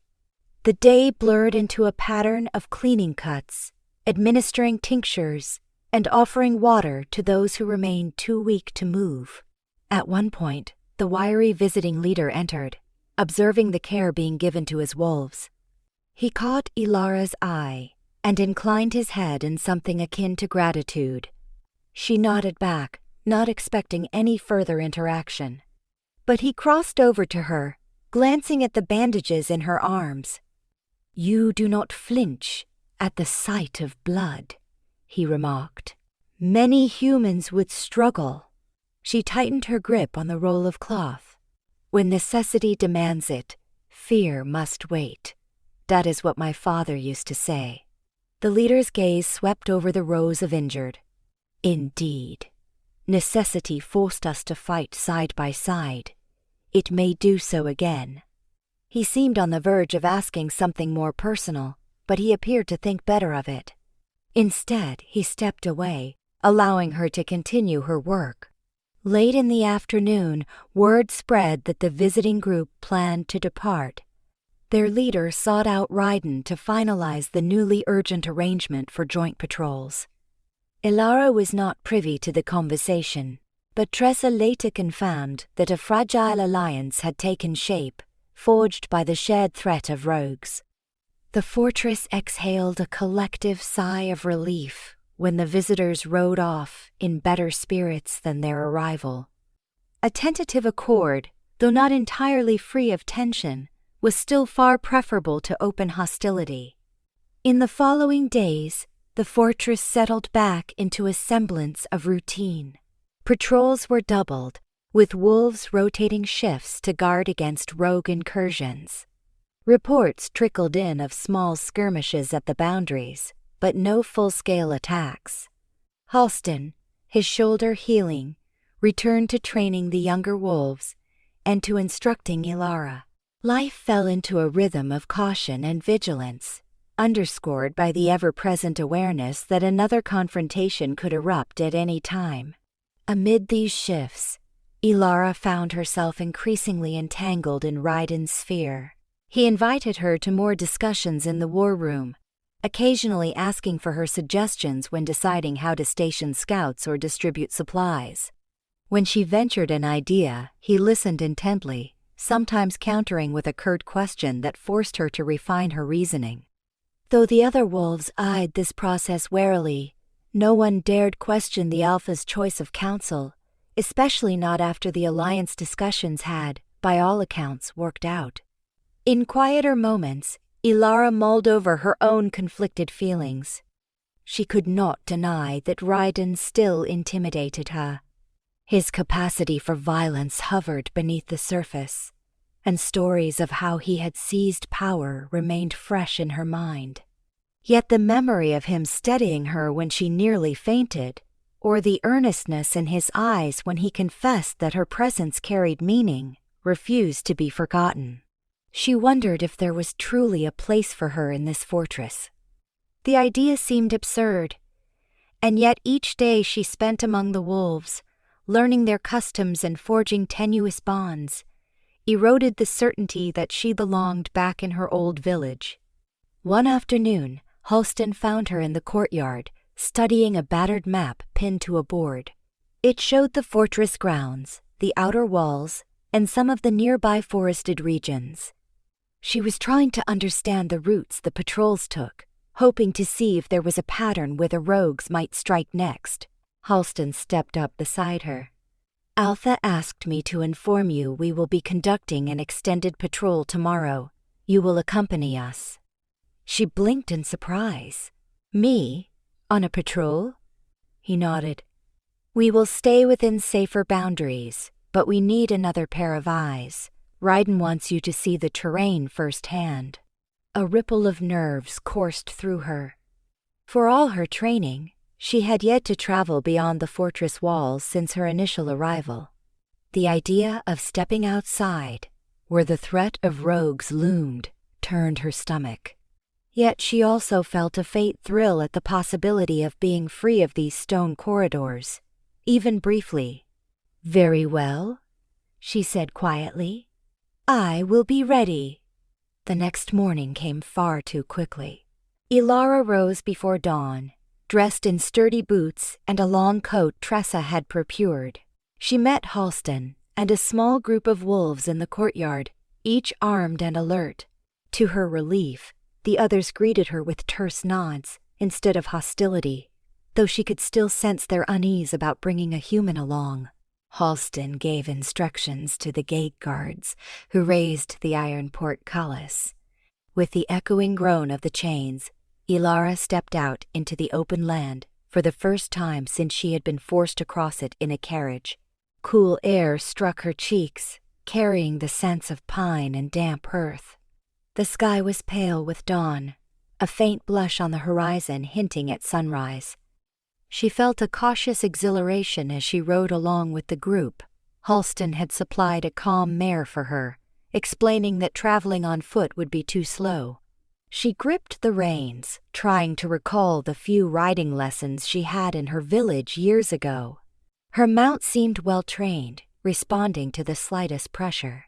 They crossed low meadows and followed winding forest trails. The wolves discussed boundary markers, showing Elara where Raiden's domain technically ended. They pointed out vantage points used by patrols, watchtowers built atop rocky outcrops, and the creeks that served as natural borders. Though the terrain was rugged, she was struck by its raw beauty. Tall pine trees, wildflowers in hidden clearings, and the distant shimmer of mountain streams. She felt a flicker of longing. This was the land she might have called home. Were her life different, Had she not been sold to settle a debt? During a brief pause near a small river, Halston explained how the pack communicated through howls and scent markings. Elara listened intently, storing the information in her mind. If she ever found herself alone out here, knowing how to read the land could be the difference between life and death. It was a sobering realization, yet a measure of pride filled her too. She was learning skills she had never dreamed of possessing. Their patrol meandered for hours, occasionally halting to investigate faint tracks or check the remains of an old campsite. No signs of rogues emerged, a fact that brought both relief and a hint of concern. Where were the marauders hiding, and when would they strike next? By midday, the group reached a rocky outcropping that overlooked a valley draped in autumn colors. The sun was high, warming the air. Halston announced they would take a short break for water and provisions. Elara dismounted, grateful for the chance to stretch. She stood at the edge of the outcropping, gazing at the panoramic vista. Distant peaks shone in the sunlight, and forest canopies swayed gently in the breeze. The fortress she called both prison and refuge lay somewhere behind a ridge. Her stomach twisted. She realized that, for the first time in weeks, she was outside Ryden's domain, without being directly under his eye. Oddly, she did not feel the surge of liberation she might have expected weeks ago. Yes, there was a faint whisper urging her to run, to slip away, but she knew the wolves would track her easily. And a bigger truth loomed. She had nowhere else to go. Her father was back in the village, quite possibly destitute. Even if she reached him, what future could they share in exile? The pack would eventually hunt her down, and her father's life might be endangered. A wave of realization washed over her. Leaving this place was not as simple as fleeing. She had seen too much of the fortress, touched too many threads in the tapestry of power that Ryden was weaving. She suspected that, on some level, the Alpha now trusted her with valuable knowledge, and that trust came at a price. The path behind her was sealed, the one ahead uncertain. She closed her eyes, inhaling the crisp air. For a single moment, she allowed herself to imagine a different life, one where she might walk this land freely, maybe even share it with someone she cared for. The thought unsettled her, drawing her mind toward Ryden, reminding her of how he had steadied her when she was near collapse. A swirl of conflicting feelings rose, and she pressed her lips together, shoving them down. When the break ended, Halston mounted again, signaling the group to continue. They descended into the valley by way of a narrow trail. The path grew steeper, the horses snorting at the challenge. One wolf at the front raised a hand, calling for quiet. Elara watched them tense, scanning the area. She, too, tried to remain alert, though her human senses could not match the wolves'. She thought she glimpsed a flicker of movement among the trees, but it might have been a trick of the light. Then, seemingly out of nowhere, a figure emerged from behind a boulder. A rogue wolf, half-shifted, eyes gleaming with feral intent. He snarled, brandishing a crude blade. Halston barked in order, and the wolves fanned out with remarkable speed, forming a protective arc around Elara. Before she had time to fully process, the rogue lunged at the nearest wolf, steel glinting in the sunlight. Her heart pounded as she fumbled to free the small dagger strapped to her waist. In a flurry of movement, Halston and another wolf blocked the rogue's strike. Steel clashed with steel. The rogue was outnumbered and clearly outmatched, yet he fought with desperate savagery, letting out guttural growls. Elara reined her horse backward, trying to keep clear of the melee, her pulse hammering. She glanced around, worried there could be more rogues in hiding, but none appeared. Within moments, the rogue's blade was knocked from his hand. He sprang away, attempting to flee down the slope, but Halston tackled him, slamming him to the ground. "Do not kill him," Elara blurted without thinking, riding closer. Halston hesitated, the rogue snarling beneath him. "We should question him," she insisted, voice shaky. "He might have information about the others." Halston shot her a sharp look but seemed to consider her words. The other wolves edged closer, some eager to finish the intruder. Finally, Halston nodded grimly. "We take him back." They bound the rogue's hands and forced him to walk alongside them, guarded by 2 wolves. The captive spat curses, writhing in an attempt to escape, but Halston and the others easily subdued him. Tension thrummed in the group, an underlying awareness that more rogues might be lurking, yet the forest remained silent.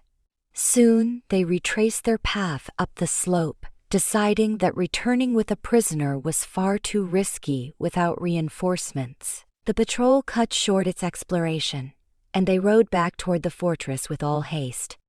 Elara's heart did not stop hammering until the stout walls came into view. Even then, her nerves sizzled at the knowledge that a rogue was in their custody, someone who could answer critical questions or send them spiraling into new complications. As they entered the courtyard, wolves rushed over, eyes widening at the sight of the bound captive. Halston dismounted and barked orders for a secure holding cell to be prepared. The rogue fought wildly as they dragged him off, hurling curses and threats. A ripple of excitement spread among the pack. They had captured a rogue alive. This was a chance to glean where the marauders hid, how numerous they were, or if they had any alliances with rival packs. Yet under that excitement lurked a darker anticipation. Elara could almost feel it in the air. The fortress was a place accustomed to harsh interrogations. She wondered how far Raiden would go to extract information. Her unspoken question was answered all too soon. Raiden appeared, informed of the patrol's return, his expression taut as a drawn bowstring. Without a word, he strode to the makeshift cell, where the prisoner had been locked behind iron bars in a small windowless chamber. Halston and a handful of wolves followed, as did Elara at a cautious distance. She hovered by the entrance, peering in. The rogue paced like a caged animal, eyes flicking around, searching for an escape. Raiden stepped inside. The 2 men glared at each other. The rogue's lip curled in defiance. "We are everywhere," he spat. "Kill me, and a dozen will take my place." Raiden's voice was low, controlled. "Who do you serve?" The rogue sneered. "No one serves anyone. We are free wolves, not chained to old rules." Halston pressed forward. "Free? Or slaves to chaos?" The rogue's only reply was a savage grin. The air crackled with tension, and Elara felt unease curdle in her stomach. She had no illusions about how this interrogation might unfold. Raiden demanded information. The rogue refused, and violence loomed like a storm cloud. One of the wolves handed Raiden a metal rod, heated at one end. Her heart sank. She had witnessed the aftermath of torture once in her village. Broken souls, haunted eyes. She thought down a surge of fear, reminding herself that she was no longer a mere bystander. She stepped into the cell, ignoring the alarmed look from Halston. "Alpha," she said, voice trembling slightly. "He is more valuable if we do not break him." Raiden's eyes flicked to her, scowled with suppressed anger. "He must speak," he replied curtly. The rogue, seizing the moment, shot Elara an insulting glance. "A human stands among wolves. How low you have fallen." One of Raiden's lieutenants growled, taking a menacing step forward, but Elara held her ground, forcing her voice to remain steady. Pain might make him lie, or cling to defiance out of spite. She took a breath. We can reason with him. The rogue balked a laugh at that, but she pressed on. He was captured alone. He has no backup. If we show him that cooperation can spare him from further harm, perhaps he will talk. For a heartbeat, the only sound was the rogue's ragged breathing and the flicker of the torch flames. Ryden's jaw worked, raw fury warring with some deeper calculation. Then he hurled the heated rod aside. It clanged against the stone floor. "Take him to a more secure cell," he ordered. "Lock him down. Guard him day and night." Without waiting for questions, he spun and stalked out, his cloak snapping behind him. A surge of relief washed over Elara, though she felt the weight of many gazes on her. She had intervened in an alpha's interrogation, an audacious move that could easily have backfired. But Ryden had listened. Halston gave her a measured look, then gestured for 2 wolves to remove the prisoner. The rogue hurled curses at them, but he did not resist as much, possibly sensing a glimmer of hope for survival. Once the cell emptied, Halston approached Elara. "That was a risk," he said, not unkindly. "But you may have saved him from immediate suffering. Whether he cooperates is another matter." She exhaled shakily. "I just could not stand by and watch." Halston nodded. "I understand. We do what we must, but sometimes there is a better way. The Alpha's temper can be formidable, yet you seem able to check it." She could not tell if this was a compliment or a warning. "Ryden makes his own choices," she replied carefully. "I merely offered a suggestion." Halston accepted that, stepping back with a faint glimmer of respect in his eyes. As she left the dim confines of the cell block, her mind spun with a whirlwind of thoughts, chief among them the realization that she had stood between Ryden and his impulse to exert brutal force. She did not condone cruelty, but she also saw the precarious path the Alpha walked. If the rogue and his allies posed a genuine threat to the pack's safety, Ryden would not hesitate to do whatever it took to neutralize them. She felt a shiver, reminded that, for all the subtle changes in him, he remained the hard-edged leader she had first encountered. Later that night, she found it difficult to sleep. She paced in her chamber, hearing faint echoes of distant footsteps and the hush of wind against the fortress walls.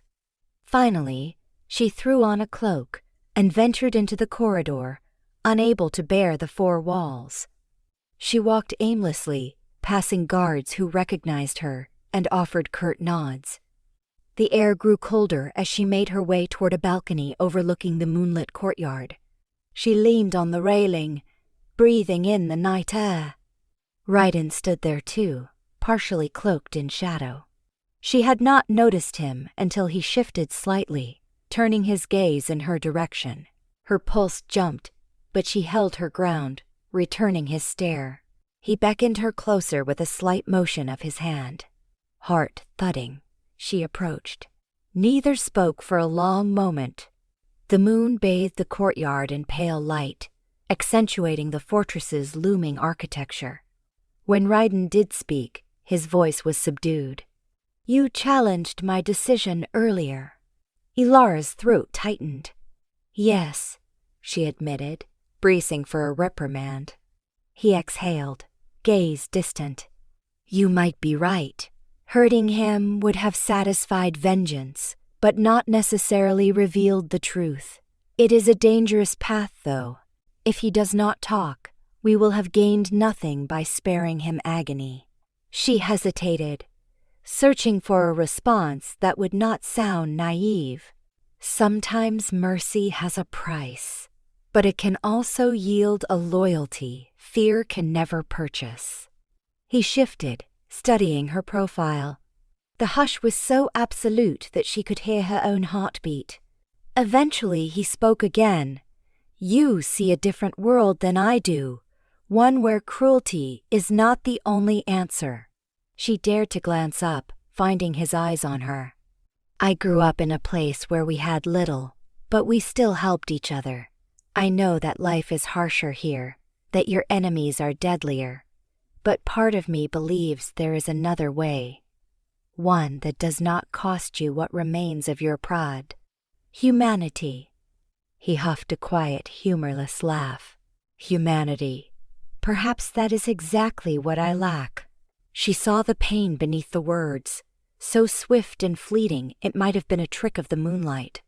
Acting on an impulse she could not fully rationalize, she reached out, tentatively covering his hand with hers. The roughness of his skin startled her, reminding her of the violence he was capable of. Yet he did not pull away. A faint tremor coursed through his arm. "You still choose, Alpha," she said softly, ignoring the trembling in her own voice. "Every day, every decision. Maybe you became Alpha through might, but how you lead now, that is up to you." He turned his hand beneath hers, fingers brushing her palm. Her heart lurched at the intimacy of the gesture. She thought she glimpsed conflict warring in his eyes, as though something in him wanted to draw her in while another part demanded he remain distant. At length, he closed his eyes, inhaling deeply. When he opened them, his face held a resolve she had seen many times before, yet this time it felt laced with an unfamiliar warmth. "Go back to your chamber," he said, gentler than she expected. "It is late, and you need sleep. We will talk more after we see what the prisoner reveals." She nodded, a swirl of emotion burning in her chest. "Yes, Alpha." Their hands separated reluctantly. She left him on the balcony, haunted by the feeling of his touch and the look in his eyes. Some deep undercurrent ran between them, a connection she no longer dared to dismiss as mere fancy. It felt like a spark building into a slow flame. And, in a fortress governed by fear and hierarchy, that flame could either illuminate a new path or consume them both. Days passed, and the prisoner stubbornly withheld any substantial information. He spewed defiance at anyone who came near, boasting that the rogues could strike at will. Ryden tried different tactics, offering small comforts if he cooperated, threatening him if he refused, but the rogue remained unyielding. Elara heard through Halston that Ryden was growing impatient, his temper fraying. She dreaded a return to more brutal interrogation, but for now, Ryden seemed to respect her argument that pain might only cement the rogue's resolve. In the meantime, life in the fortress carried on with an uneasy calm. Patrols doubled, watchtowers lit torches earlier each evening, and the staff prepared for the possibility of more injured to treat. Elara resumed her training and daily lessons about the pack's internal workings. She occasionally glimpsed Ryden from afar, orchestrating the fortress's defenses with methodical precision, but he often vanished for hours, meeting with advisors or personally inspecting the boundary. She felt the void of his presence more acutely than she cared to admit. Then, on a chilly morning, a sentinel stationed on a distant ridge returned with urgent news. He had spotted what looked like rogue scouts, prowling near the boundary. It seemed the rogues were probing for weakness. Ryden called a council in the war room, summoning Halston, other lieutenants, and, to Elara's surprise, including her again. She stood at the edge of the group while they pored over maps, voices taut with urgency. Ryden's gaze flicked her way more than once, as if gauging her thoughts. "We cannot wait for them to pick us apart," said one of the lieutenants, fist thumping the table. "We should strike first, a full offensive. Show them we do not cower." Halston countered. "If we march out in force, they might scatter, only to regroup once we withdraw. And our fortress defenses would be weakened." The debate seesawed, each wolf offering an opinion.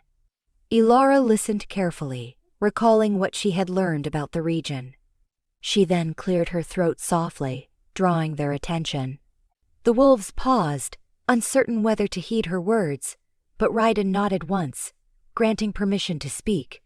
Steadying her voice, she said, "What if we focus on protecting the most vulnerable points, like the Ridge and the Eastern Pass, while sending smaller squads to conduct swift, targeted raids in areas where the rogues are likely to gather? We would not leave the fortress unguarded, and we could force the rogues to reveal their numbers or their hideouts." A brief hush followed. A few lieutenants exchanged dubious looks, but Halston inclined his head. "It is a viable tactic. It relies on speed and coordination." Ryden studied the map, tracing the outline of the Eastern Pass with one finger. "We have enough skilled trackers to harass the rogues without committing the entire pack," he mused. It could work if executed precisely. After more deliberation, the council agreed on a plan that blended the fortress's defensive posture with smaller, mobile squads to harry rogue positions. Ryden turned to Halston. "Assemble your best trackers. Prepare for immediate departure at dawn. We will see if we can corner the rogues before they attack again." He then looked at Elara, a faint flicker of acknowledgement in his eyes. She felt a rush of conflicting emotions, relief that her input was taken seriously, and worry about the danger the squads would face. That evening, Ryden summoned Elara to a small side chamber off the main hall. Unlike the war room, which was large and imposing, this room felt more intimate, its walls lined with old tomes and the remains of extinguished candles. The fireplace sat unlit, leaving the space cool. Ryden stood by a table scattered with maps, arms folded. She entered cautiously, reminding herself to keep her composure. The memory of their brief, charged moment on the balcony still lingered in her mind. "You suggested a good strategy," he said in a measured tone. "I wanted to hear more about how you envisioned these squads coordinating." She approached, noticing the taut lines of his posture. "I was thinking about how, in my village, we used to guard our herds. Smaller watch parties would signal each other with torches or horns if wolves, no offense, threatened from Ka. Different sides. Perhaps your squads could set up signals to converge if one finds rogue tracks. It might prevent them from being isolated." Ryden tapped a finger on the map. "We have howls and scent markers, but it might help to have more immediate signals, especially if the squads are spread thin. You speak from practical experience, not from theory." She offered a faint shrug. "Survival, not theory. We had to protect what little we had." His gaze locked onto her, and for a moment, tension coiled between them. She sensed he was weighing whether to trust her further or keep her at a distance. Finally, he reached out, barely brushing the back of her hand with his fingers. The contact sparked a surge of awareness, reminiscent of that jolt she had experienced before. He exhaled, looking almost resigned. "I have been thinking about our connection," he admitted softly. "I am not blind to the changes stirring in me." She swallowed. "Changes?" His lips tightened momentarily. For an alpha wolf, identifying a mate is a primal calling, an instinct as deep as it is unyielding. I fought against the very notion that you could be a potential mate, human and bound to me by a debt. It seemed impossible, but the signs have haunted me from the moment I first touched Putch. Your hand. Her mind spun. She had suspected a mate bond, but hearing it spoken so plainly by him rocked her equilibrium.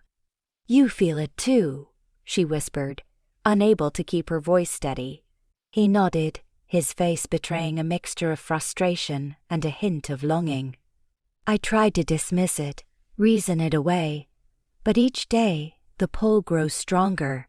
Even my wolf senses it, restless and protective whenever you are near or in danger.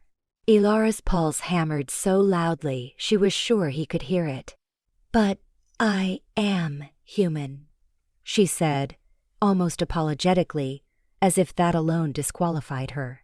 Werewolf lore speaks of mates as shared by two of the same species. Ryden's eyes narrowed slightly. There are rare stories, old, secret accounts, of wolves bonding with humans, though it is uncommon. Perhaps it is fate's twisted sense of humor, or perhaps it is a chance at something more. She hugged herself, emotions swirling in a storm of fear, wonder, and disbelief. "And what does that mean for us?" she asked, voice trembling. "I was taken here by force, to settle a debt. You rule by fear, and I have lived in that shadow for weeks. Now you say you sense I am your mate. I do not know how to reconcile this."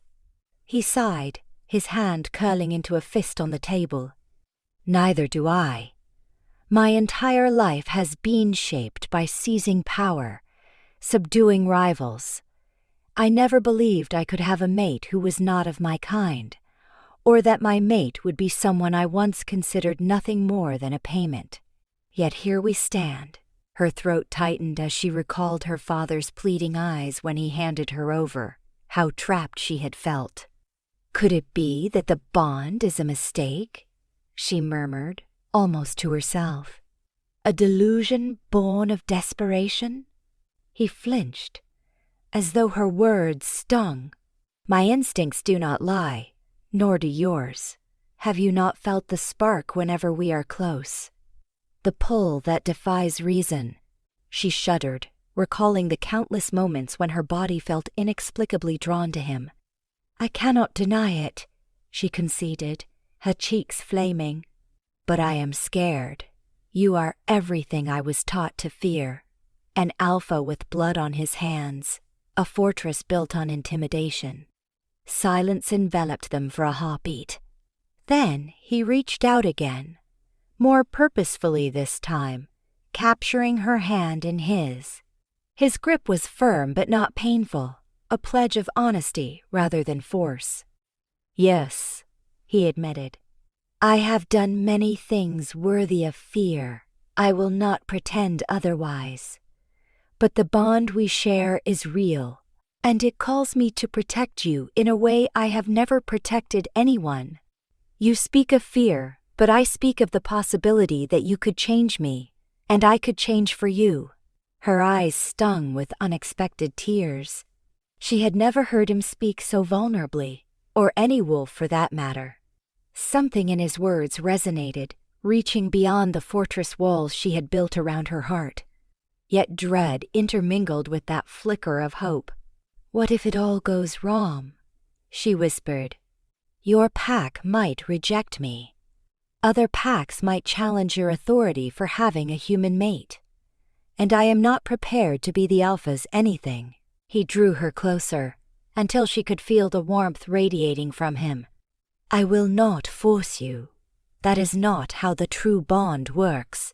We can walk this path together, uncertain though it may be." His gaze softened. "If you choose it."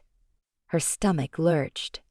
She realized he was offering her a choice, a precious gift he had not granted her before. Her head spun with 1,000 questions, but her heart pounded with one undeniable truth. The bond was real, intangible, yet potent. And part of her could not deny she had yearned for more than survival in these walls. She had secretly yearned for a place to belong, a role that felt meaningful, even if it was with the one she once saw as her captor. Tears threatened to escape, but she blinked them away. "I cannot give you an answer yet," she whispered. "My mind, my heart, they are in turmoil." He nodded, loosening his hold but still keeping her hand. "I understand. Take the time you need. But know that I will not deny this bond any longer. If my wolf is right, then I will honor it, whether you accept it or not." She squeezed his hand, then gently pulled free, drawing in a shaky breath. "Thank you." Her voice sounded small, fragile in the hush. He inclined his head, expression solemn. Without another word, she slipped out of the chamber, mind and emotions churning with equal ferocity. In the days that followed, Raiden's squad set out to implement the harrying strategy. Reports trickled in that they had success in disrupting rogue gatherings, forcing them to scatter rather than launch organized raids. More crucially, the captive rogue in the fortress began to sense that his companions were struggling under the increased pressure. Whispers spread that he was showing signs of weakening, perhaps realizing his cause was not as invincible as he boasted. Halston periodically checked on him, ensuring the conditions were strict yet not brutal. Elara's plea for a modicum of mercy had led to an unexpected result. The prisoner's resolve slowly cracked. As for Elara herself, she was a mass of conflicted feelings. She continued training and assisting Tressa, occasionally crossing paths with Raiden in the corridors. When their eyes met, a silent understanding flickered, bound up in the knowledge they shared. He did not press her for a decision. Instead, he offered small kindnesses, inviting her into discussions, ensuring she had a seat at important meals with the senior wolves, and quietly defending her from those who still harbored suspicion. But beyond these actions, an intense undercurrent ran whenever they neared. It was as though something deep in her soul recognized him, calling out, even as her logical mind balked at the idea of forging a mate bond with the Alpha, who had once considered her nothing more than a debt payment. Late one afternoon, Halston approached her with news that the captive rogue had finally cracked.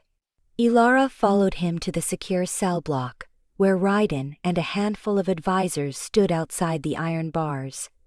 Inside, the rogue sat slumped against the wall, subdued and pale, as though exhaustion had wrung him dry. His eyes flicked up when Elara and Halston arrived, a flicker of shame passing over his face. "He has named a location," Raiden said gravely. "A hidden encampment in the foothills east of the fortress, where the rogues gather. He claims their leader is planning one final push, hoping to destabilize my pack and spread chaos across the region." Elara's pulse quickened. "You believe him?" The rogue, leaning his head back against the wall, let out a ragged breath. "You can kill me if you want, but it will not stop them. They are many, and their leader thrives on violence. Better you strike first." Raiden's lips curled in a grim line. "We intend to." With a nod to Halston, he added, "Gather a strike force. We leave at first light." Before Halston could depart, Elara found herself speaking up. "I want to go." A hush fell. Raiden's gaze flashed with immediate concern.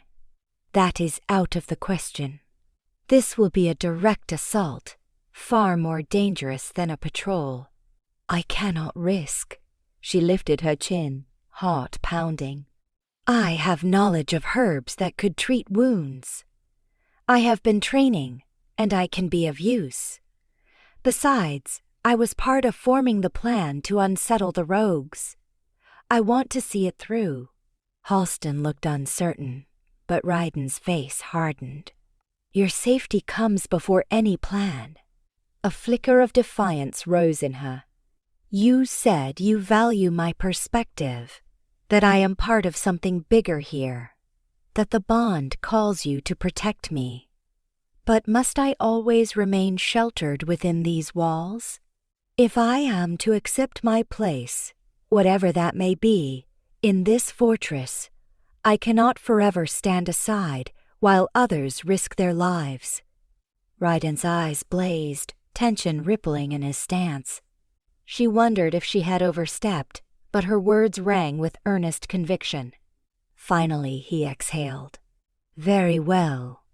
But you will stay with the rear guard, tending to the injured. You are not to charge into battle or put yourself in needless danger." "Understood."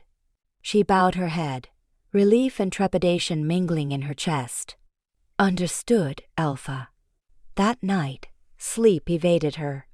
She paced her chamber, Laying out sturdy clothes, her boots, and a small pouch of medicinal herbs she thought might be helpful. Part of her trembled at the thought of a real fight, with blood and death likely. Another part insisted she could contribute, that she must do more than wait on the sidelines. When dawn finally approached, she dressed quickly, secured the pouch of herbs at her belt, and made her way to the courtyard. Soldiers milled about, checking weapons, tightening saddle straps. An electric hush pervaded the air. This was not a mere patrol, but a decisive strike at the rogue's heart. Ryden stood near the stables, conferring with Holston and a handful of lieutenants. His hair, usually neat, fell loosely around his face, giving him a fierce look accentuated by the harsh lines of his armor. As Elara approached, he paused, scanning her attire. A fitted leather vest, sturdy trousers, and a lightweight cloak. She felt his gaze like a physical touch, but he said nothing about her presence, merely gestured for her to mount the horse he had set aside for her. She felt gratitude for his acceptance, though she knew it was grudging. They set off in a long column, forging east through the thinning mists of early morning. Elara rode with the rear guard, as promised, her chest taut with both fear and a strange excitement. Wolves in human form jogged alongside the mounted fighters, their senses on high alert. The forest soon parted to reveal undulating foothills.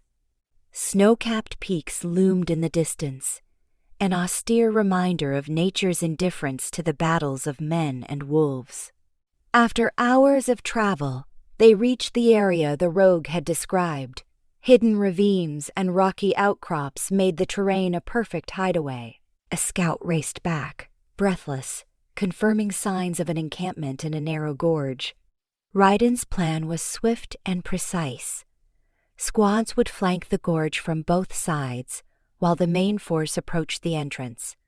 The rear guard, including Elara, would wait behind a cluster of boulders, ready to assist as needed. Elara dismounted, heart hammering, as the main force crept forward. The morning sunlight, filtered by drifting clouds, cast long shadows across the rocky ground. She crouched beside Tressa, who had also come to help with medical care, feeling the rough texture of stone beneath her palms. They were joined by a handful of lesser-ranked wolves who either lacked battle experience or possessed specialized skills, like archery or healing. Murmured instructions passed among them as they prepared supplies and bandages for the wounded sure to come. A cry echoed from deeper in the gorge. Then a clash of steel rang out. The battle had begun. Shouts and snarls reverberated off the canyon walls, and Elara's stomach knotted. She wanted to peer around the boulders, to see what was happening, but Tressa placed a hand on her shoulder. "Wait," the servant whispered. "We help them best by being ready when they need us." Moments later, an injured wolf staggered back from the fray, blood seeping from a slash along his arm. Elara sprang forward, guiding him behind the boulders. Tressa tore strips of cloth, while Elara pressed a poultice of wound-cleansing herbs against the gash. He winced, but she held firm, stifling her own trembling.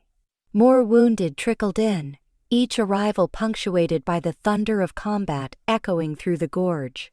She worked mechanically, cleaning wounds, wrapping bandages, urging them to keep calm. Time lost meaning in the swirl of desperate activity. She recognized some faces among the injured wolves she had trained with under Halston, others who had served at the fortress gates. Each fresh wound wore at her nerves. Yet she forced herself to remain focused, drawing on the skills she had learned in her village and the determination that had fueled her training. Tressa assisted, sweat beading her brow as she tried to keep up with the unending cycle of torn flesh and blood. Suddenly, a commotion broke out near the gorge entrance, louder than the rest.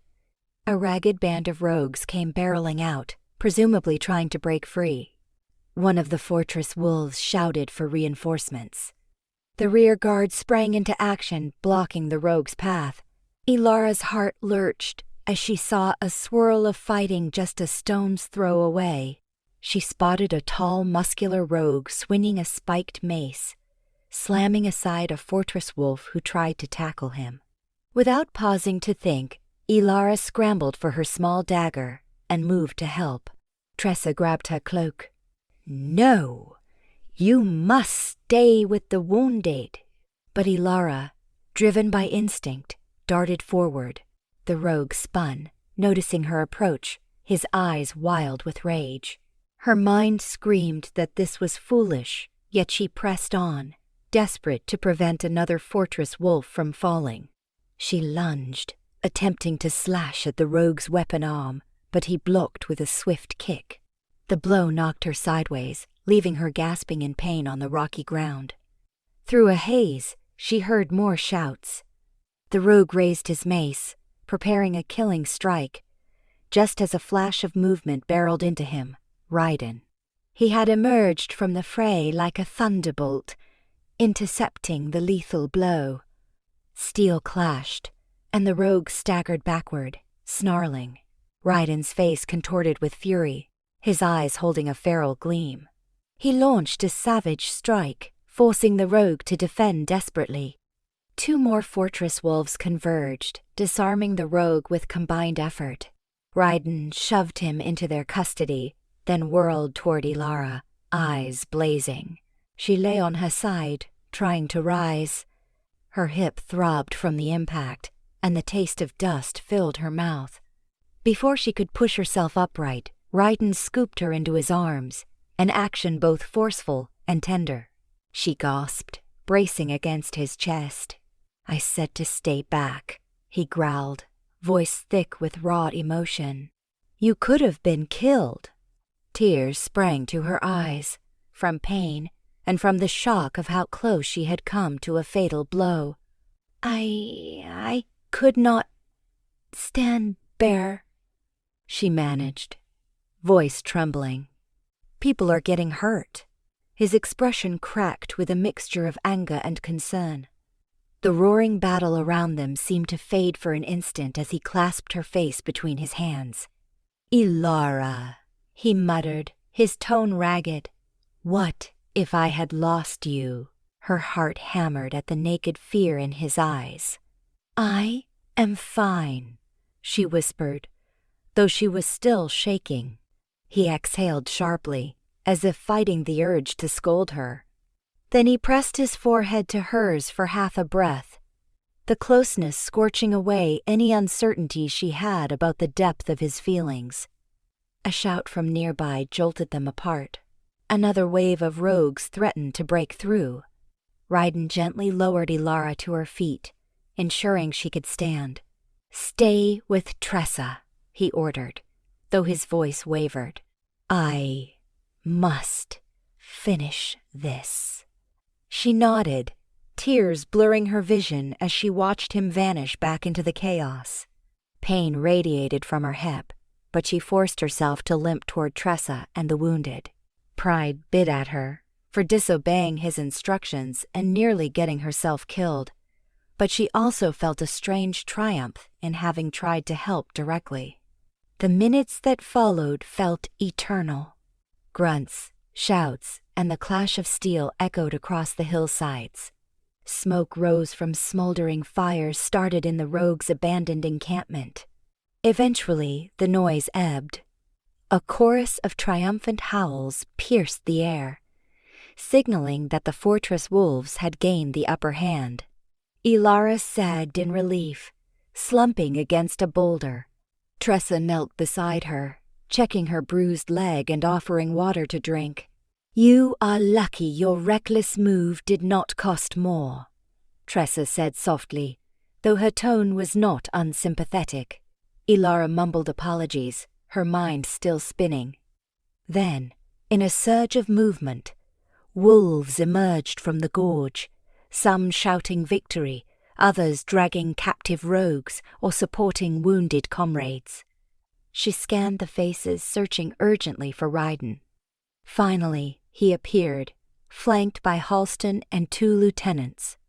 Blood spattered his armor, but she saw no grievous injuries, and relief poured through her. He strode directly to her, dislodging his gauntlets. The raw intensity in his eyes made her breath catch. Halston and the others drifted away, giving them space. Ryden knelt before her, ignoring Tressa's presence. He extended a hand, carefully examining the bruise forming on her hip. "Does it hurt badly?" he asked, more gently than she had ever heard him speak. She shook her head, though she winced at the aching throb. "I will manage. More importantly, are you all right?"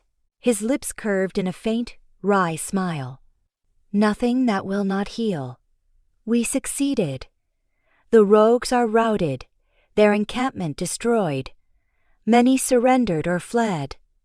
"And their leader?" she asked. "Dead," he responded grimly. "Fell during the final clash. It was a fierce fight, but we have secured the region. For now." She exhaled, relief mingling with a somber awareness of how many lives had been lost. Ryden rose, then offered her his hand to help her stand. She took it, swallowing a cry as her hip protested. He steadied her, wrapping an arm around her waist in a gesture that was both protective and possessive. Tressa discreetly busied herself with the supplies, allowing them a moment of privacy. Elara looked up at him, ignoring the stares of the wolves around them. "I am sorry. I only wanted to help, not cause you more worry." He tipped her chin, his gaze fierce. "Do not apologize for caring enough to act. Just do not put yourself in the path of a raging wolf again." The corner of her mouth quirked in a shaky smile. "I will try."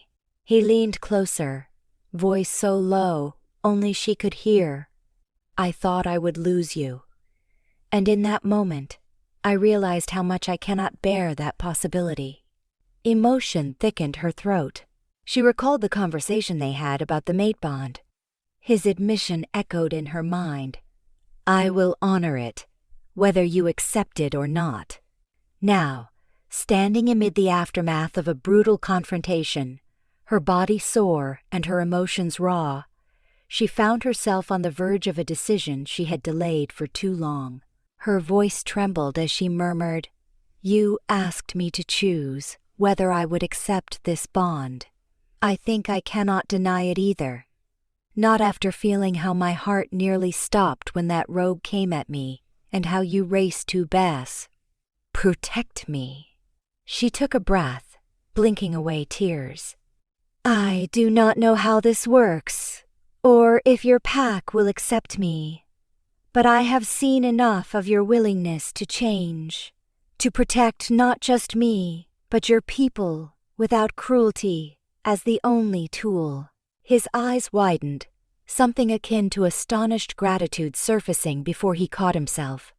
"Elara." She raised her hand, pressing a palm against his chest, feeling the thunder of his heartbeat. "I want to be here, with you." A hush seemed to descend around them, or maybe it was just the blood pounding in her ears. His expression, usually so controlled, laid bare every flicker of relief and longing he felt. Then, unable to restrain himself, he bent his head and captured her lips in a fervent kiss. She tensed momentarily, overwhelmed, but the warmth of his mouth and the certainty of his touch banished her doubts. In that instant, the weight of captivity, the fear of a loveless future, and the echoes of a debt that once bound her seemed to fade. She returned the kiss, ignoring the disbelieving stares of the wolves nearby. The mate bond flared between them, an affirmation that while they might hail from different worlds, something profound had bridged that divide. When they broke apart, breathless, the fortress wolves around them began to murmur.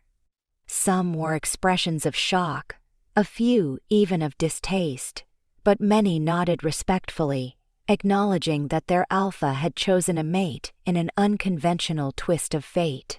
Halston stepped forward, clearing his throat. Alpha, what are your orders for the prisoners? Raiden inhaled, still holding Elara's hand.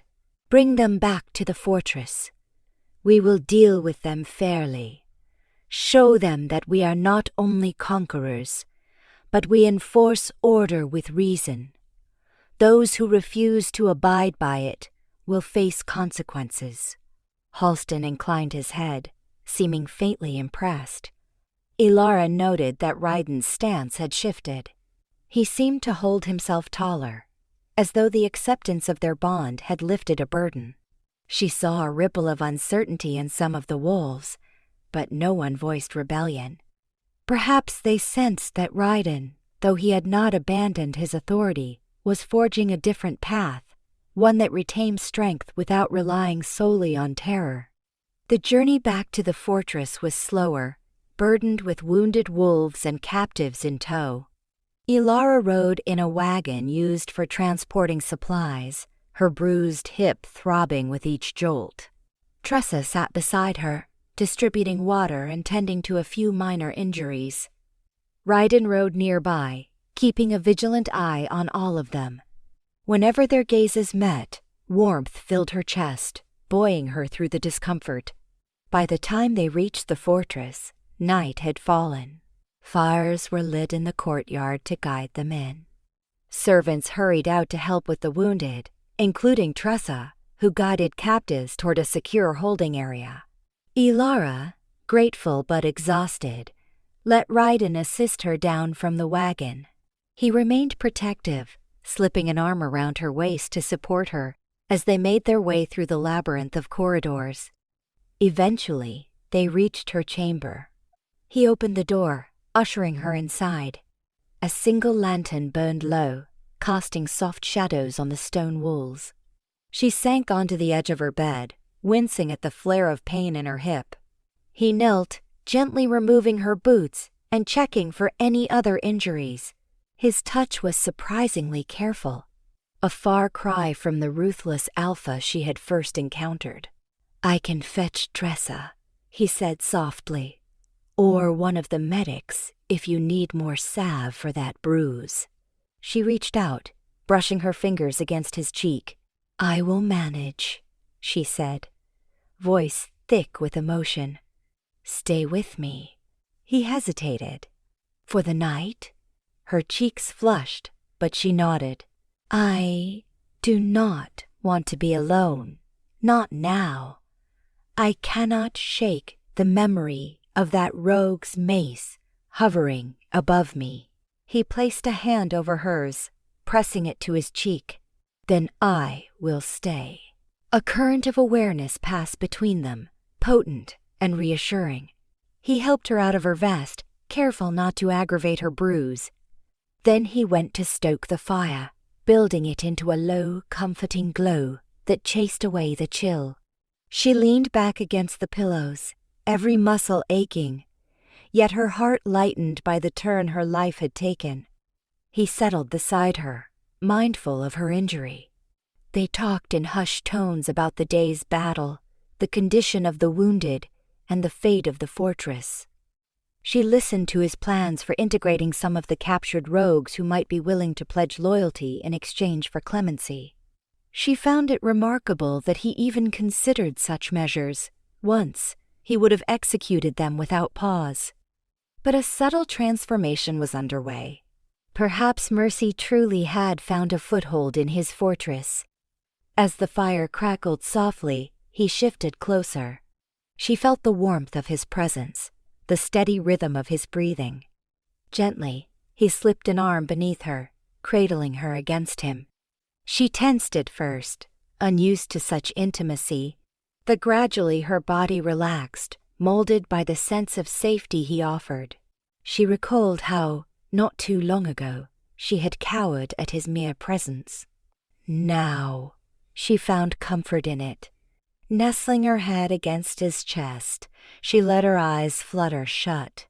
The day had taken its toll, and exhaustion wrapped around her like a heavy blanket. Yet within that haze, she realized that they were forging something new, an alliance that was not rooted in fear or tradition, but in a bond that defied the boundaries between human and wolf. As she drifted off, she dreamed of moonlit forests, where the two of them walked side by side, no longer captor and captive, but partners in a world shifting toward an uncharted future. The next few weeks brought both challenges and small triumphs. Under Raiden's direction, the fortress implemented new policies for dealing with captives.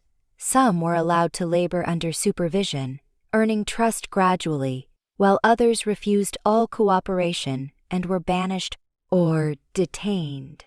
Patrols continued, ensuring the rogue threat remained subdued. Word spread to neighboring packs that Raiden's rule was evolving, that he granted more leniencies without sacrificing strength. Responses varied. Some lauded this approach as progressive, while others whispered that he was losing his edge. Within the fortress, Elara's acceptance as the alpha's mate was met with mixed reactions. Some rank-and-file wolves, still loyal to Raiden's every command, took it in stride. Others regarded her with suspicion, especially those who had experienced or administered the old ways of dominance.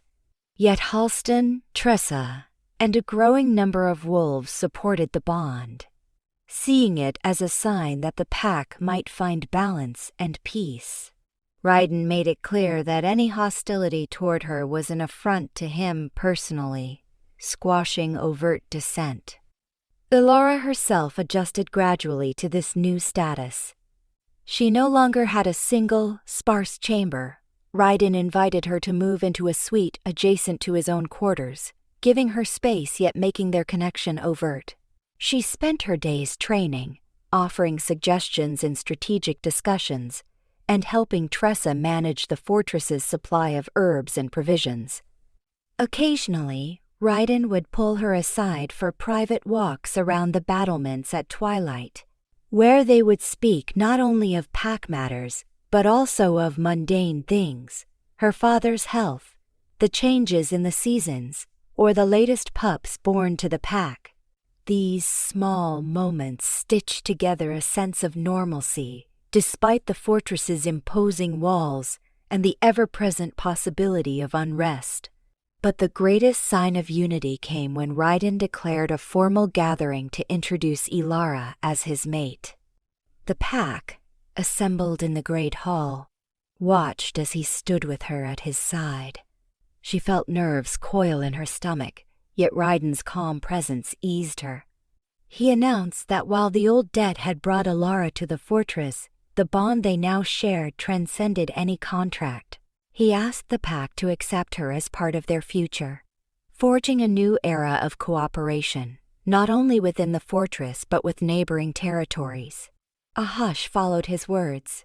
Then Halston, stepping forward, bowed his head in acknowledgement. One by one, other wolves followed suit, some more enthusiastically than others. Elara blinked back tears, touched by the gesture. In that moment, she felt the shift, no longer an outsider forced into captivity, but someone recognized by the pack for her contributions and her connection to their alpha. After the gathering, a modest celebration took place. Wolves feasted, raised tankards of ale, and engaged in spirited wrestling matches. The tension that once tainted every corner of the fortress seemed to recede, replaced by a cautious optimism. Tressa teased Elara about her new standing, while Halston promised to keep her training regimen strict, joking that an alpha's mate should not grow complacent. She laughed, grateful for the humor that punctured the seriousness of it all. Much later, when the festivities had died down and the great hall was lit only by the embers in the fireplace, Raiden guided Elara to a quiet alcove. He drew her into his arms, the distant chatter of the remaining wolves fading into a gentle hum. I never thought I would see the day when the pack embraced such change, he murmured, voice husky. She leaned her head on his chest. Change can be frightening, but it can also bring relief and possibility. He lifted her chin, studying her eyes in the flickering light. We have come far, you and I. Do you regret any part of it? She paused, remembering the fear of being sold, the weeks of uncertainty and tangled emotions. Then she shook her head slowly. My path here was forced, but what we have forged since, I do not regret it. I only wish it had begun without pain. His gaze softened. Pain reminds us of what we stand to lose. I will work to ensure that, in the future, no debt binds an innocent soul to this fortress as it did you. I promise you that. She felt tears threaten again, but this time they were tears of gratitude. Thank you, she whispered, voice quivering. He brushed his thumb across her cheek, then drew her into a tender kiss that bore the weight of every promise made and kept. Overhead, the waning moon cast pale light through the high windows, and Elara closed her eyes, letting the warmth of his embrace fill her senses. They might face more conflicts ahead, other pacts that challenged Raiden's authority, lingering tensions within the fortress, the persistent threat of rogues, that they would face them together. She belonged here now, not as a prize, but as a partner, bound by a powerful bond that, against all odds, had reshaped both their destinies. And in that fleeting moonlit moment, the fortress did not feel like a cage of stone.